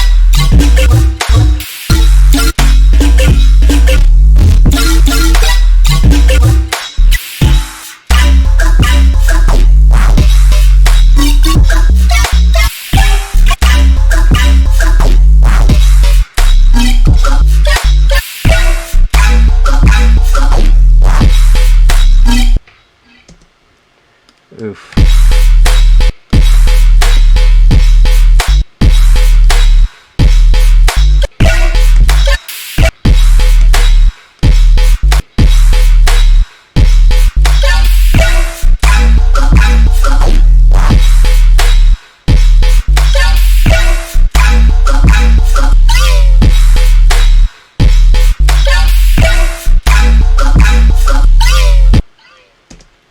Oof. Oof. That's zero processing still. Fucking A, dude. It's so good, bro. But that's literally just velocity modulation techniques and just being able to like control that. So then add all this extra shit on top of it. Just imagine all the other stuff you can do with it. Alright, so that's like, this is where I would start. Like literally this sounds really fucking dope by itself. It's also a really dope drum beat behind it. So I wouldn't even stop with this drum beat. I'd start fucking that up. But now I want to touch it. Now I want to mess with this. I'm probably going to fuck with that. after I'm done with the stream here. Right? Yeah, the last one though.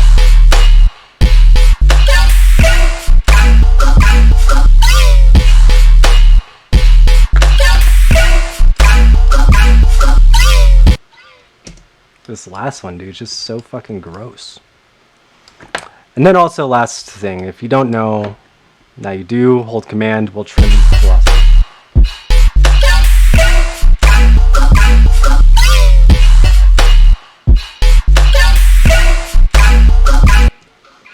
I think I selected some negative time here.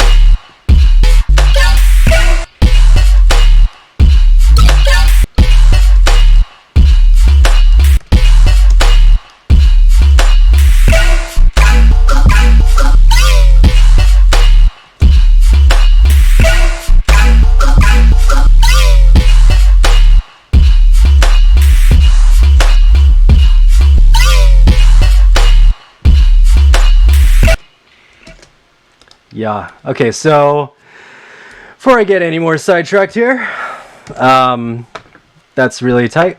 Going to save this because I want to freak with it. Trying to frick with this. Yo, I'm fricking with you right now, bro. I'm really fricking with this. Yes, to Vera Sound, your question, of course. Always. These are up on the Twitch, and if they get pulled down, then I will re-upload them. Fricko. Okay, Fricko mode. Oh, that's a great name. Fuck. Okay, so I want to go back here, and we're going to load up Contact Standalone. Alright, so this is the last little portion here before we kind of cut it, because it's super easy, super short. And I really wanted to just talk about all the crazy shit you can do with Sampler. If you go and watch any of the other Neuro-based producers' streams, say like Frequent or Cursa, those are two dudes I highly respect in terms of sound design. I've been checking out Frequent's shit for a while, and I personally just I just don't, at this point, I just don't learn anything from that stuff. But, you know, I just love watching people produce every now and then, so I'll just like turn on when Frequent's doing shit. But yeah. So definitely check out some of their streams if you're looking for more stuff like that. I've seen Cursa do a bunch of sound design like that as well. But it's pretty common. It's not something that's unheard of. And also, I believe I've shared this out before, but I will definitely go and hunt for this video of what I found. Contact. What's wrong with you? You being bad. Oh my god, and it opened up again? How? Okay. Okay, so let's just open it up here for now. So what's happening? Oops, whoops. Is I'm not loading up Contact. I'm just playing random sounds, thinking I'm typing. Okay, so Contact's super easy to get into by default. You know, it should be very approachable. Just because you're working with players and working with all types of things that pretty much are. Oh man, Contact's just. Okay, so I need to restart my computer before I can get this memory server started, but that's fine because I'm not loading up anything big. We're going to talk about that again next week as well with the memory server. I think the memory server is choking my CPU right now. But what's happening? We load up Contact 5. And also to note, you do not need Contact 6. Do not get it. It's a waste of money. Native Instruments, what the fuck were you thinking? So what they did was they created a new architecture for all of their instruments. So that means that you need to re-download every single Contact library twice, because none of these libraries will interface with Contact 6. So that also means any plugin or any company that has designed stuff has to redesign it for Contact 6. And before, you were able to make instruments in contact and port them out to pretty much every other sampler, because this is the flagship sampler. It's called that by them, but I completely agree, because this is the biggest sampler that there is in the game. So factory library, there's a ton of shit. This is default with complete. I have complete ultimate, so I have like a few more things. But there's a ton of stuff in here. So when you get started with this, and I opened it up in standalone mode just to kind of show a couple things, but they all still work in here too. So you have your interface here, which allows you to resize the window. So you should allow it to be automatic for a lot of things. Don't reset anything in there. Engine, you do want to limit some things before it goes and overloads your computer, like multi-processor support. I only have 6 cores in my Mini, so being able to go up to 12 cores is kind of like a pseudo 12 core, so it probably would just burn out my computer. So I'm going to reset this to 6 cores because I do not need more than that. So just set it to your max limit. Do not set it over that. And that's mainly why this is choking my computer right now. But in here, this is the only thing that you want to go and change when you're doing any type of freezing to it. And so when I freeze and finalize my contact patches, I go and set the quality to perfect. And then I will bounce it and freeze it. So offline interpolation quality set to perfect when you freeze. So handling, again, nothing that you really need to go and change in here. MIDI channel assignment, this is the only thing I set. I assign this to Omni. So whenever you create a new instrument, it stacks it up and doesn't change the MIDI channel. So Contact is designed so you can run one Contact instance and then go and patch a bunch of MIDI tracks into it. Because of the way it handles RAM, you really only want to be, like if you're doing like a huge orchestra, you want to really source that from one player of Contact, or even not even have Contact in your session and be running Contact standalone, because if Contact is standalone, then Mac and Windows will see it as its own program and allocate RAM for it specifically outside the DAW, because when you're in a DAW or any software, you have a certain RAM cap for that, for computer optimization. So you want, if you're going to be doing huge sessions like that, you can set up huge patch settings inside of Contact. So you can set up a ton of different masters in here in order to actually patch this out to plus 16 different outputs. Load and import, nothing again for you to really touch in here, just knowing what everything does. Force load pre 2.0 patches in DFD mode, you definitely want to do that, so definitely fucking do. That's what it means. No, it means like it's a different type of like transient processing mode, so it's really just for legacy stuff. And then you can convert Rex files and do other things. You don't want to touch that. If you're allergic to IF files, definitely set it to wave.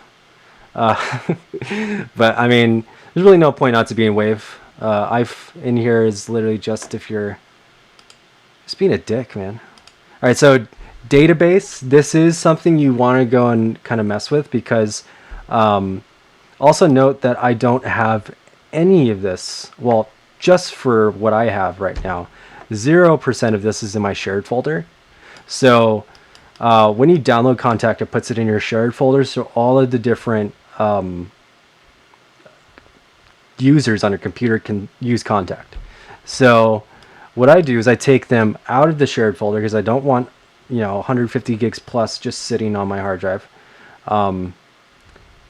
and I put them onto a separate SSD that I have, and then you just go and locate and find it, and it will find it every single time you load up Contact with that drive hooked up. You do want it to be on a solid state drive if it is being sourced from somewhere else. That means though, you can put it on a USB stick that is solid state, because those are solid state. So if you had 64 gigs of room on, say, some kind of SanDisk USB stick, you can go and put the Contact factory library on there, because that's 30 gigabytes in its own. So you can just go and put individual libraries on USB sticks if you wanted to. I don't know. If you're trying to like maximize your solid state without actually spending $200 for like a terabyte of solid state, because solid state now is like $150 standard for like a terabyte, a good one. I just got a Lacy that's 2 terabytes, and that was like $220.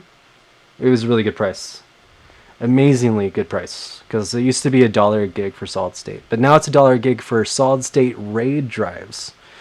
Bruh, how fast do you need your shit? Okay, so in here, you can't actually access anything in the memory server in plugin mode. You have to be in the standalone mode to do that. Just had a terabyte Samsung come in today. It was like 220. Yeah, exactly. So they're really good now, and they're really cheap. The RAID drives though, those are for like mainframe level fucking processing and data transfer. So at all the studios I used to work at, those used to be kind of like the main drives for all the big contact libraries and stuff. So RAID drives are the way to go if you're looking for the fastest zero latency connection. It's like a solid state times like 10. But yeah, now those are a gig or $1 a gig. So you can get a terabyte of RAID solid state for about $500. But honestly, that'll just be so fast. It'd be better than anything that would come inside of a computer. It would be better than, yeah, just super good. Anyways, so now that you kind of like know how that works, you need to like say if you imported like all your contact libraries and stuff, you just go and delete all of them, move them first, and then delete, of course. And then load up contact, and it's going to show you all these unlinked things. You just hit a little locate button, find the folder, and then it works. So you should be good.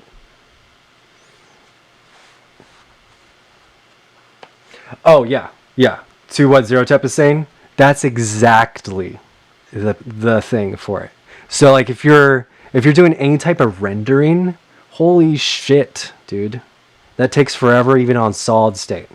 So like on a RAID drive, doing something that was like an HD render of say like a 3-minute video that you were rendering in real time, that would take about 8 hours. Easy. And then something could be fucked up. So that would probably cut that in a quarter on having a RAID drive. So that is one very direct function for that. And thank you for pointing that out. Because that's actually one thing I want just for doing my visuals and stuff. Because I have all these other visualizer programs that I can be using for my intros and outros. I just need to get my connection good enough first. And I'm almost there. I'm just like stuck at 350 megabytes on this fiber connection. I'm just like fighting the world. Okay, so let's load up Contact Player. Let's load up a couple actually. So just load them in, double click. So looking at the UI, I went and set inside of the preferences again to handling MIDI channel assignment for loaded patches, set that to Omni so they all trigger whenever I trigger it. And let's make sure I'm triggering this.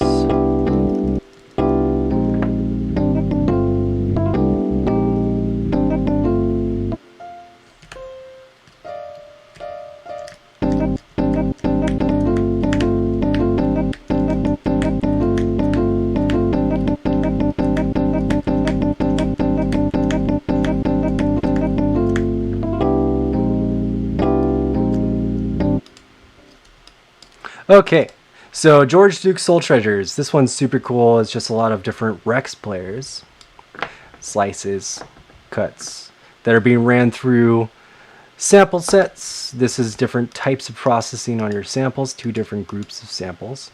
You have a built-in soft LP, bunch of different effects as well. Kind of see them a little bit.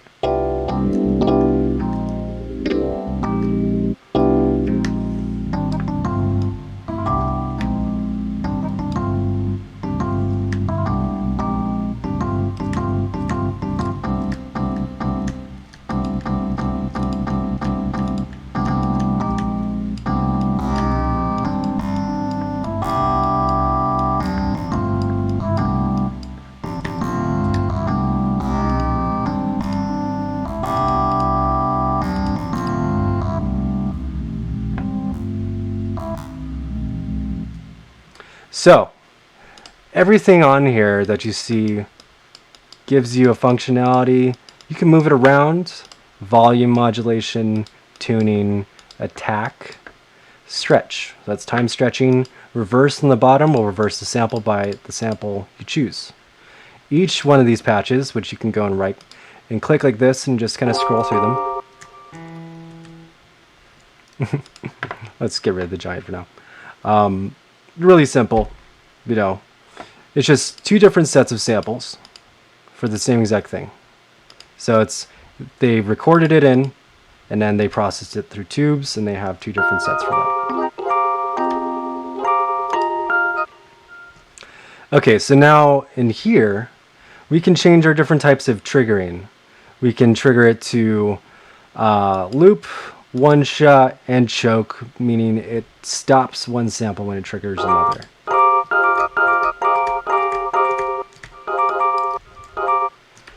So we have two different sets of, I guess three different sets of notes here.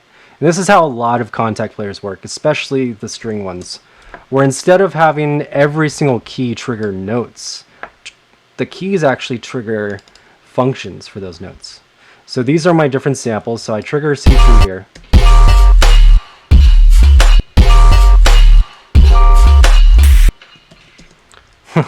Let's solo this.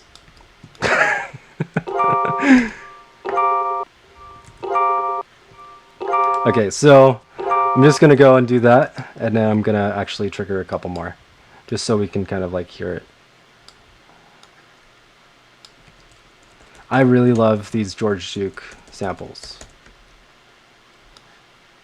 I use this one pretty much over every single other one on the regular.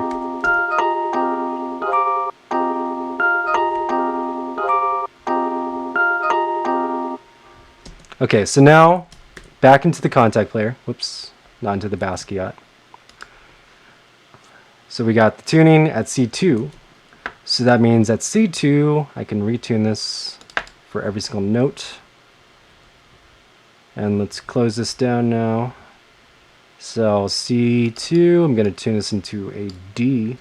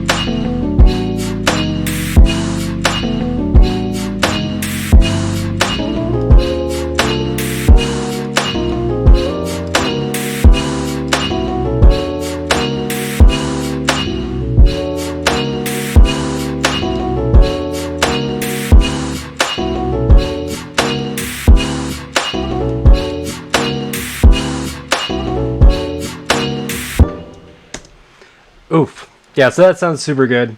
Really easy to control.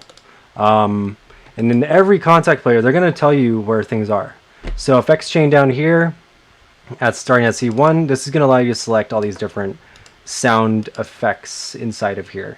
So we have phasers, we have... there he is! There's the man. Look at that smile. Uh, we have a little description here on how to do it. Shift, fine tune, Alt, Option, change parameter for all slices. Control Command, mouse, reset the parameter to its default setting. Why is it telling you these things? Because each one of those functions had to be coded into the UI. So this is where Kontakt excels. It combines modular synthesis with sampling specifically. So this is Reactor.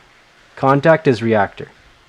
Kontakt is Reactor for samples only. So if you're thinking like, why is Kontakt so different? That's why, because Kontakt is Reactor. So that's its architecture, its structure. That's where it comes from, and why it's so flexible. And I believe I've said before, like Reactor's sample engine is super strong, and it's used as a sample engine for games and all types of other things. So it's really cool. So let's apply this to something else now. So George Duke's Soul Treasures, I just really like that one because it just works really well just out the gate. So I'm going to delete that. I got a new Kontakt player now. We got Giant. So Giant is a really good, whoopsie. It's kind of like it's a piano that's very raw. So you have a bunch of different kind of colorations you can give to it. So this anatomy, it's giving you different kind of velocity ranges. All right, peace, no problem. IRs as well. They have presets for those IRs as well.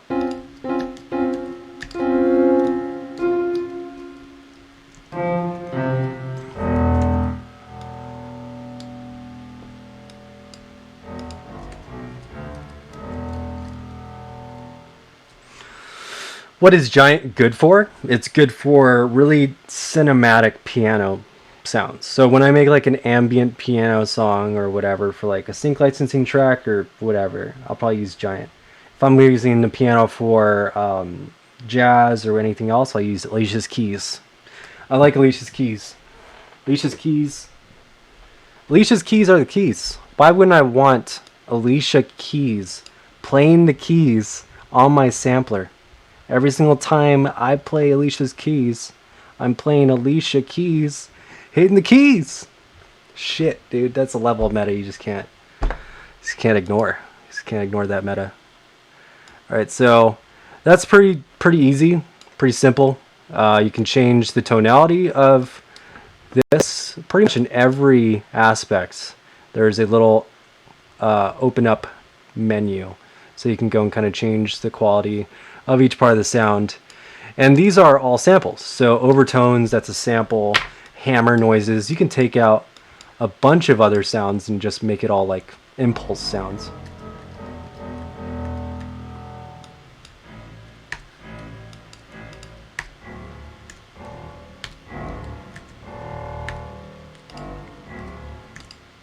You can change the tuning scale. So now you're hearing resonance.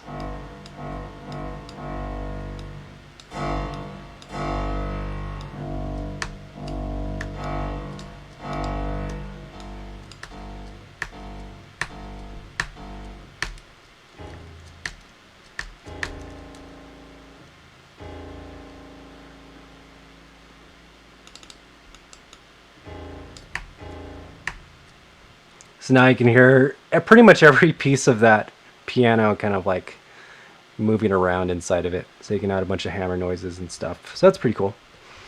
Let's check out Evolve. So Evolve is really interesting because these are like rhythmic sounds and a ton of like tonal stuff. Like stingers. These ones are weird. So these are going to be really basic on their UIs just because they're really just players, you know, so they're just going to be triggering one sound. So I'm going to be using this to kind of get to the other sounds. Let's get into C3. It's usually the default range.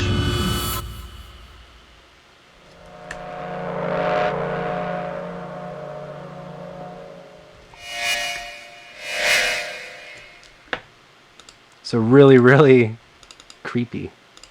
Rhythmic suites. So now I'm going to load up more than one thing. They're all set to Omni. So if you're not set to Omni, this is what it will look like.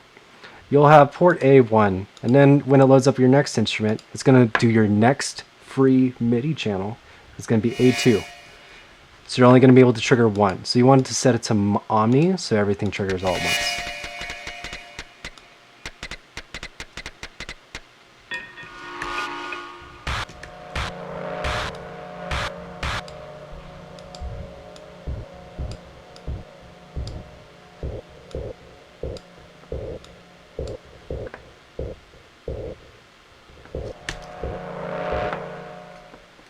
So you can get a bunch of different sounds stacked on top of each other.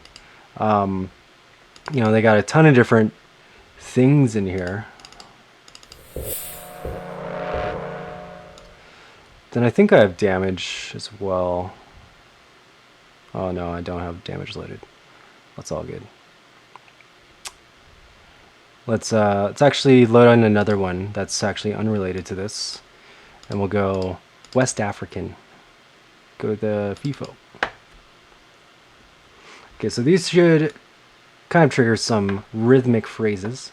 So we have all of our instruments right here. We can select exactly what rhythm each instrument is doing.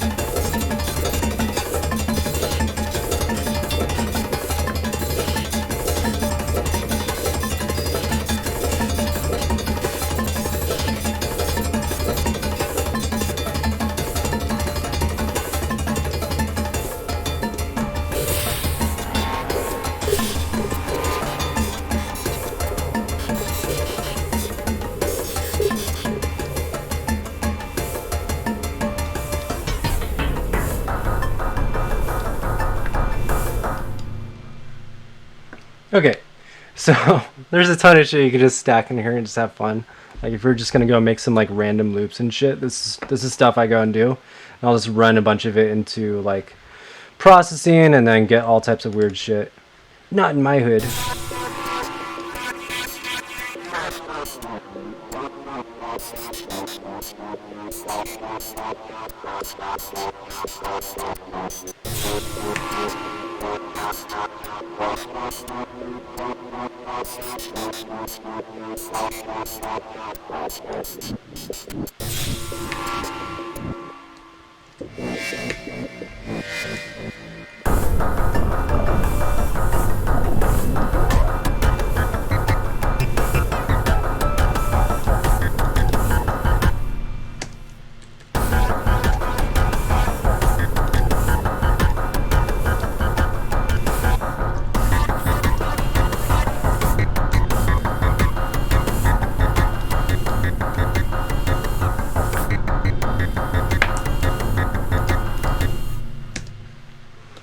Okay, so try some of that shit out.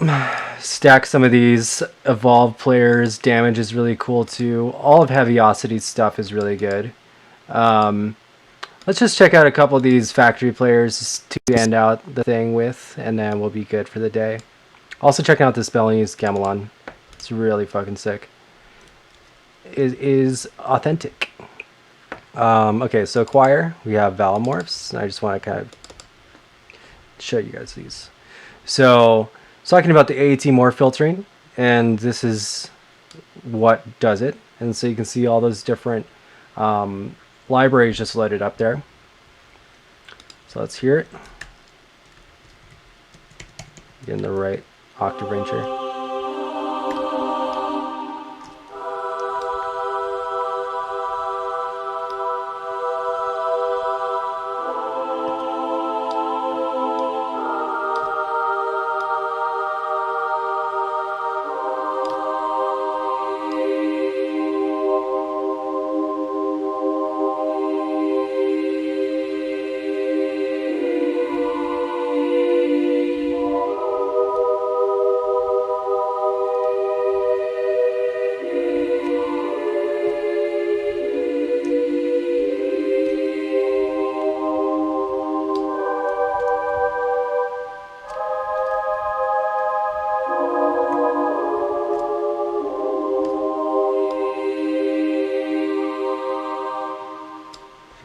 Okay, so you can assign this to mod wheel and aftertouch, and that's really cool to do it with. I actually don't have my keyboard set up right now, but you can just do it by hand. So sound is going to change up EQ settings. Chord is going to change different preset chords, and then key is going to lock it to a key scale. So I can set it to, like, if I'm in C sharp and I want to do a different scale, so I can set it to one of these scales. Like harmonic minor in C sharp is a very common key I write in.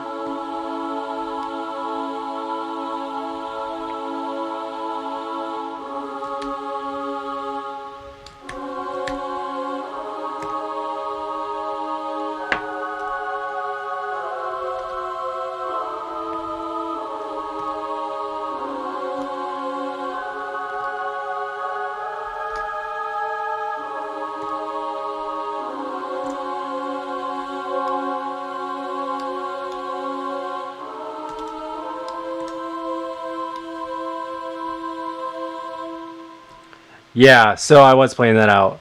If you want to really give the quality of your key, set it to the third, and then try to lock that in with like a fifth.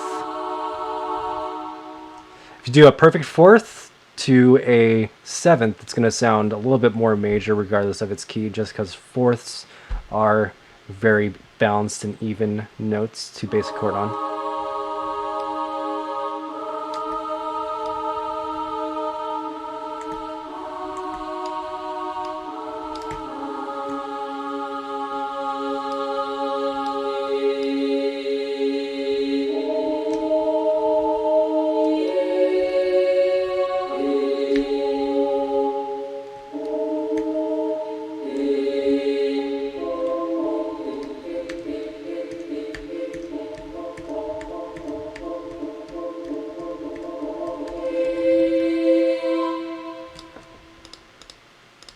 Or you can mix them together, add more choirs. Definitely want to get them to line up. If I'm going to stack another choir, again, set the scale and the key, and then limit some of the chords.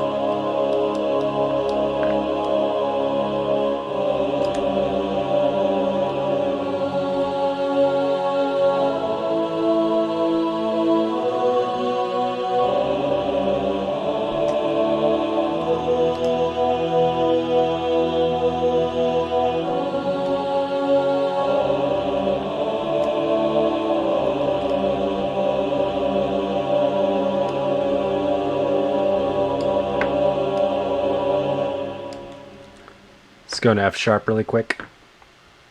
Whoops.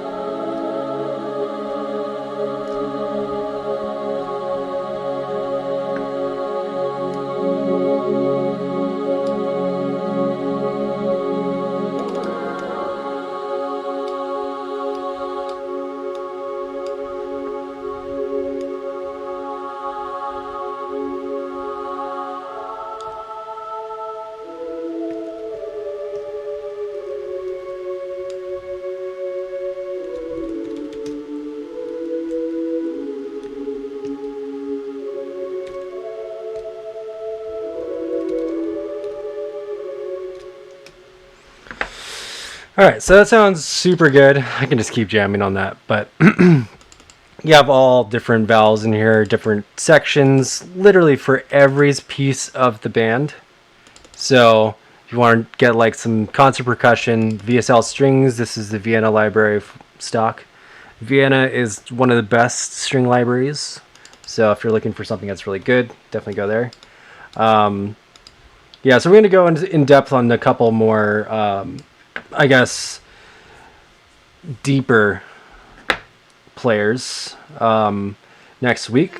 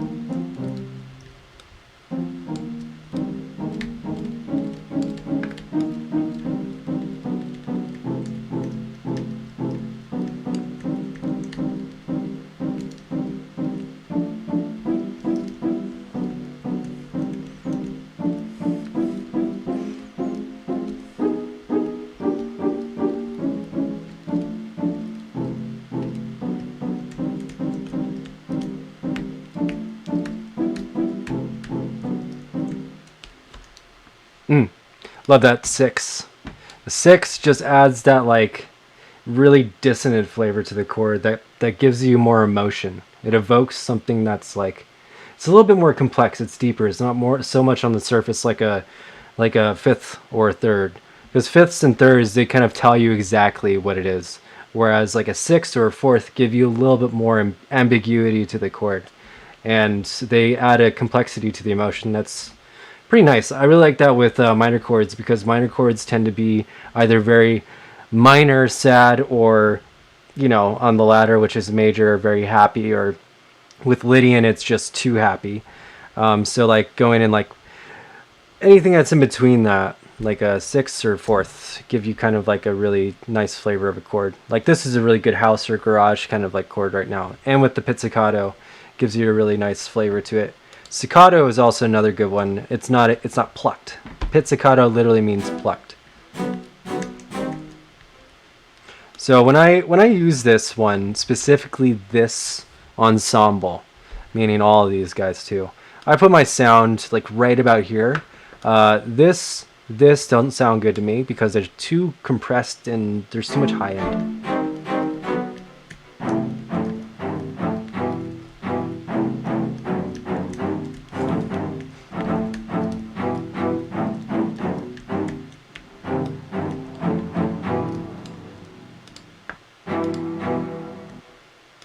Also, if you're trying to get some good reverb, do not use this reverb.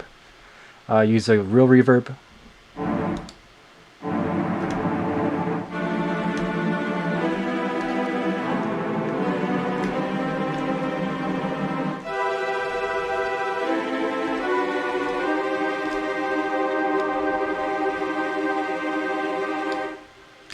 Sounds pretty good.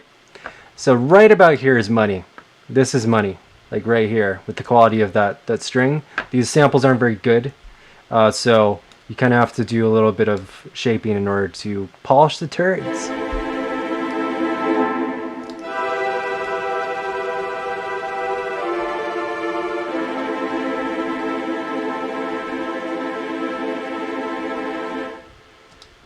Okay, guys. So, see a lot of people dipping out. Peace, Dosu. And that is actually the end of class today. So, you know, I will give you bonus points if you decide to do your homework for this specific class in Contact, because we did not open the hood. It is really easy to get started making stuff in here. One day it will be easy. It'll be super easy. But for now, do not worry about that. But if you want to just get your feet wet and jump in, which I highly encourage, and that's why I'm not giving out everything day one for this really complex stuff. For the less complex stuff, which is literally Serum, in my opinion, Serum is one of the easiest synths. You know, I'll give you guys kind of like the first roadmap for that, because that's stuff you already know. But for stuff you don't, and I know you don't, under the hood of Contact, just drop it in. Start fucking with shit, and just don't even worry about it. Make stuff in sampler and go balls to the wall. But definitely amazing stuff. Like, if you're not utilizing Contact in your music and you're trying to be a little bit more evocative with just your sounds in general, like, you're really missing out not using Contact, because Contact is a huge level up in your sound in general. Okay, so that's it for today, and I'm gonna play you guys out with some stuff. Let's see here. I think I want to do something a little bit more harmonic.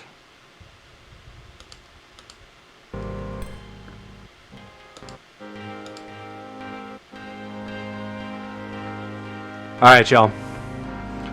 That's it for me.